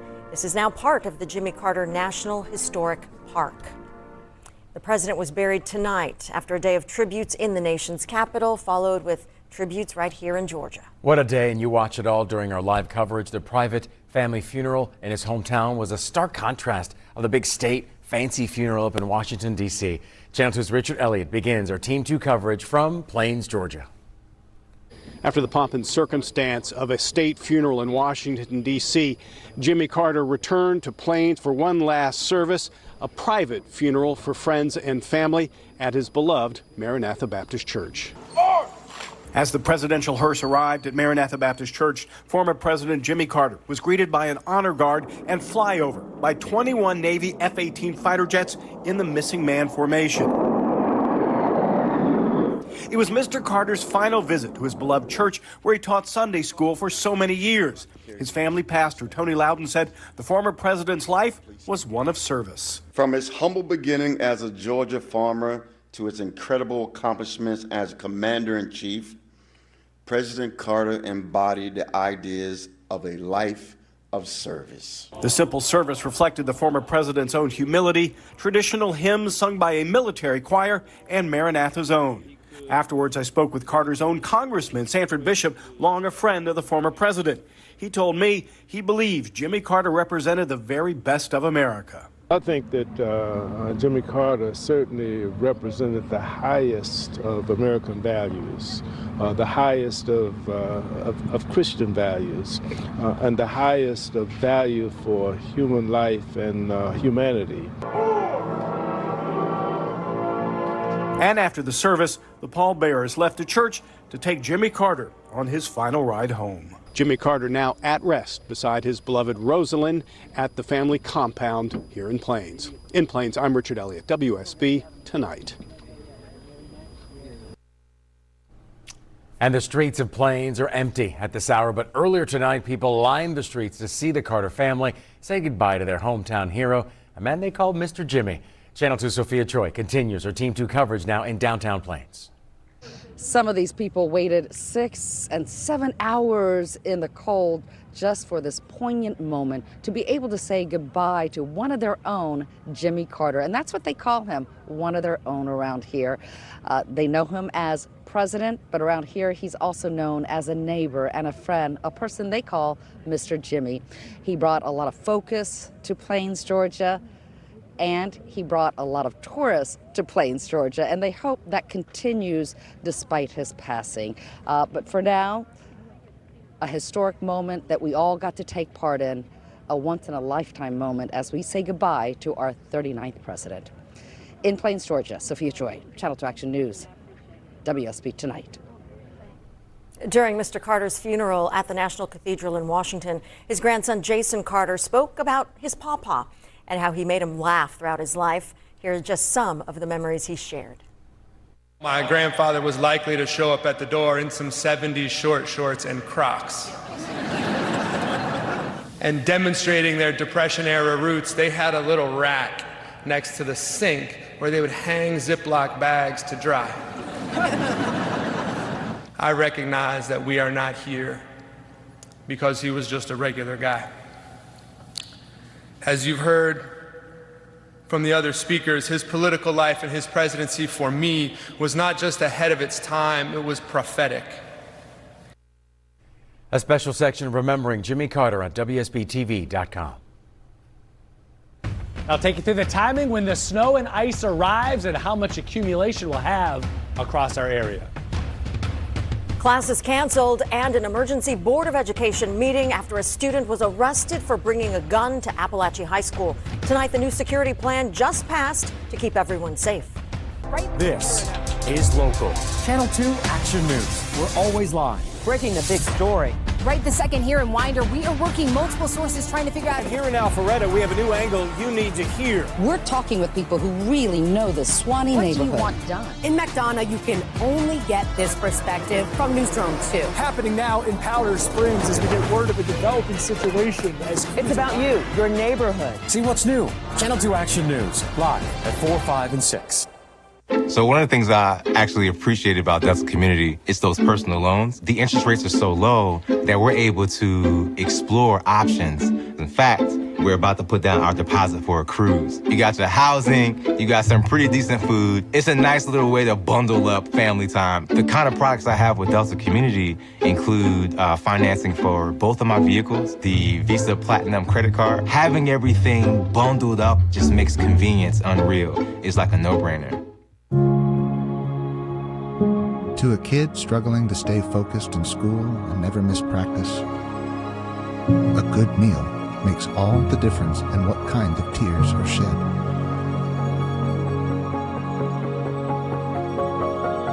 Together we can end hunger in Georgia.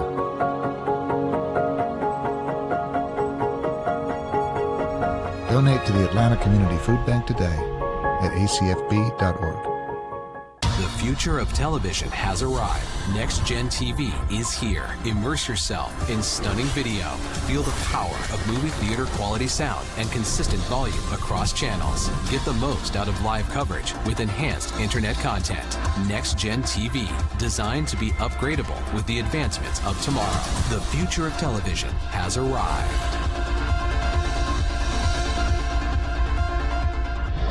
Learn more at watchnextgentv.com. On WSB Tonight, it's new local stories and why they matter. Our team is working every angle, bringing you a deeper look. WSB Tonight, we are first on the scene at this breaking news, and here's what we know at this hour. Breaking down late developing details, investigating, covering all sides. WSB Tonight is the only station to bring you these crucial interviews. I'm Chief Meteorologist Brad Nitz. I'm always tracking to help you prepare for the next day. I'm Wendy Corona. And I'm George Estevez. Stay up and see what's new on WSB Tonight at 11. This is Atlanta's Chief Meteorologist Brad Nitz, and this is Severe Weather Team 2, a team of hand-picked, experienced meteorologists. When dangerous storms threaten, Severe Weather Team 2 goes to work. We're looking at some rotation right here. Using the most advanced technology to warn you, tracking the storm as it happens, and there when it moves out. Because keeping your family safe is our #1 priority. Severe Weather Team 2, only on Channel 2 Action News. If it's breaking, it's on 2. Channel 2 Action News this morning. I'm Fred Blankenship. Taking you right back to that breaking news right now out of Buckhead. This is live. Look right now at Peachtree Avenue. This is near Farr Road. Take a look at the road. It is wet. There is a large water main break there. Atlanta Watershed Management telling us right now water service is temporarily disrupted to about 30 homes and businesses and 1 hydrant. It is pooling. It looks bad. Channel 2 Action News this morning is working to find out the cause of the break and when repairs will happen. They expect to have an update for you starting at 4 a.m. Just as soon as we learn more, though, if it's within this hour, we'll bring it to you. Developing right now in Barrow County high schools. District-wide will now get weapon detectors. The change comes 4 months after the deadly rampage at Appalachia High School. And 1 day after another gun crime there. Channel 2's Courtney Francisco is live at district headquarters. And Courtney, the board called an emergency meeting to make this change tonight. And it was an emotional roller coaster for some. We had students crying, angry parents, and then there was relief. Weapon detectors well received in this Barrow County crowd. In it, students and teachers who survived the deadly Appalachia High School shooting, parents whose children did not, and a woman who reported another gun on campus 4 months later. It was just rough. She says her nephew, a student there, sent her a text Wednesday afternoon that said a boy pointed a gun at him in the bathroom. He was very scared. I was really scared, and my husband was really scared. She says she told the vice principal. He found the boy and arrested him immediately. The district canceled school Thursday, scheduled an emergency board meeting to discuss next steps. And families who fought for months to get the Board of Education to make security upgrades rallied outside. What do we need? Safety. And when do we need it? Now. After nearly 2 hours of private discussions, the board voted unanimously to pay up to $700,000 to put weapon detectors in all 3 district high schools. Thank you for taking this first step that should have happened 4 months ago. The aunt in the crowd who reported the gun crime Wednesday said she's not sending her nephew back until the detectors are working. This is the first step, and I think that there should be a lot more. And I have more information on the brand of weapon detectors and background on how we got to this point on our website, WSBTV.com. Just click on this story. Reporting live in Barrow County, Courtney Francisco, WSB Tonight. So many sighs of relief there from the people at that meeting. Courtney, thank you. What you're waiting for, keeping you ahead of what's happening next with our weather. Live look over Midtown Atlanta. Look at it. Get a good look at it, because less than 8 hours, it's going to look a little different. Our Chief Meteorologist Brad Nitz live now in Severe Weather Center 2. And Brad, you are tracking snow and ice moving in early tomorrow morning. We've been talking about it for over a week, and now it is upon us. We're in the hours leading up to it. 21 degrees right now in Blairsville. We are very close to freezing in Atlanta and really all across North Georgia. Temperatures dropping. The air is very dry, and so the first flakes that fall will be, much of that will be evaporating before it reaches the ground, but that will be brief. That's what's happening here now in Alabama. Little of this is reaching the ground, but that's going to change quickly over the next couple of hours. Here's a look at the road temperatures. This is the actual temperature of the surface of the pavement. It's been a while since we've had to deal with frozen conditions on the roads, but the actual pavement temperature is below freezing and mirroring pretty closely the air temperature. The pavement temperature around the city of Atlanta is in the mid-30s now, and the snow and the ice just back towards the west. Here it is, big winter storm moving in our direction. So we've got some snow accumulating in parts of northern Mississippi, starting to move into Alabama. And let me take you through the latest. First, a reminder, the winter storm warning in effect for North Georgia and Metro Atlanta. Beginning now at 5 a.m., I expect this to be moving into West Georgia between 4 and 5, and impacts will continue into tomorrow night. So here it is, midnight tonight, just at the top of the hour, falling below freezing, clouds building in, still no snow, but that'll change between 4 and 5. Just about everything that comes in first tomorrow morning will be snow, including down into the South Metro. However, it'll be more brief down in the South Metro. I've separated out sleet and freezing rain. The purple is sleet, South Metro at 8 a.m., snow in the city and to the north, and then the pink here is freezing rain. Remember, the difference is sleet. These are ice pellets that reach the ground versus freezing rain, which is liquid that freezes on the ground. There we are, 10 a.m., northern half of our area, still dealing with snow. And higher up in the atmosphere, between about 3,000 to 5,000 feet, we've got some slightly warmer air nosing up from the south. Not at the ground, we'll still be down near freezing at the ground, but in this layer, a little bit warmer. And I'm not talking 40, 50 degrees, I'm talking somewhere in the neighborhood of 34, 35 degrees. So we get a little bit of melting as the snow flakes fall and then refreezing. That's what gives us that wintry mix. Even into the evening hours, we'll start to see a little bit of sleet up into the mountains where we'll have some pretty significant accumulations and impacts there. And then we'll see it all move out overnight before the sun rises Saturday. Here's snowfall totals. Now, across the South Metro, very little, and it comes in first thing in the morning. Northern part of the area gets a little bit more. So you see some of the northern suburbs could have an inch or two of snow, and some of the North Georgia mountains 2 to 3, some isolated 4-inch totals of snow, wet snow, and a little bit of sleet, especially along the mountain peaks here in northeast Georgia and in western Fannin County. Some higher elevation there as well. The other part of the story, this is a big part, the significant ice accumulation. Pink, 1/10 of an inch. Blue, parts of West Georgia, and in particular the northeast metro, Gwinnett up into Hall County, some of the southern sections of the mountains, 1/4 of an inch of ice. That's going to have significant impacts, especially on untreated roads. But bridges and overpasses freeze up ice first, and then roads are going to have the ice accumulation becoming slippery, dangerous to travel, and then power outages possible with ice accumulating on branches and trees and power lines. 5-day forecast of the weekend always in view. Winter storm conditions tomorrow, and then we dry out Saturday, stay cold through the weekend, early next week. I'll be here along with Severe Weather Team 2 overnight hourly updates, and we'll begin our live coverage at 4 a.m. I'll be back with you tomorrow morning. Brad, thank you. And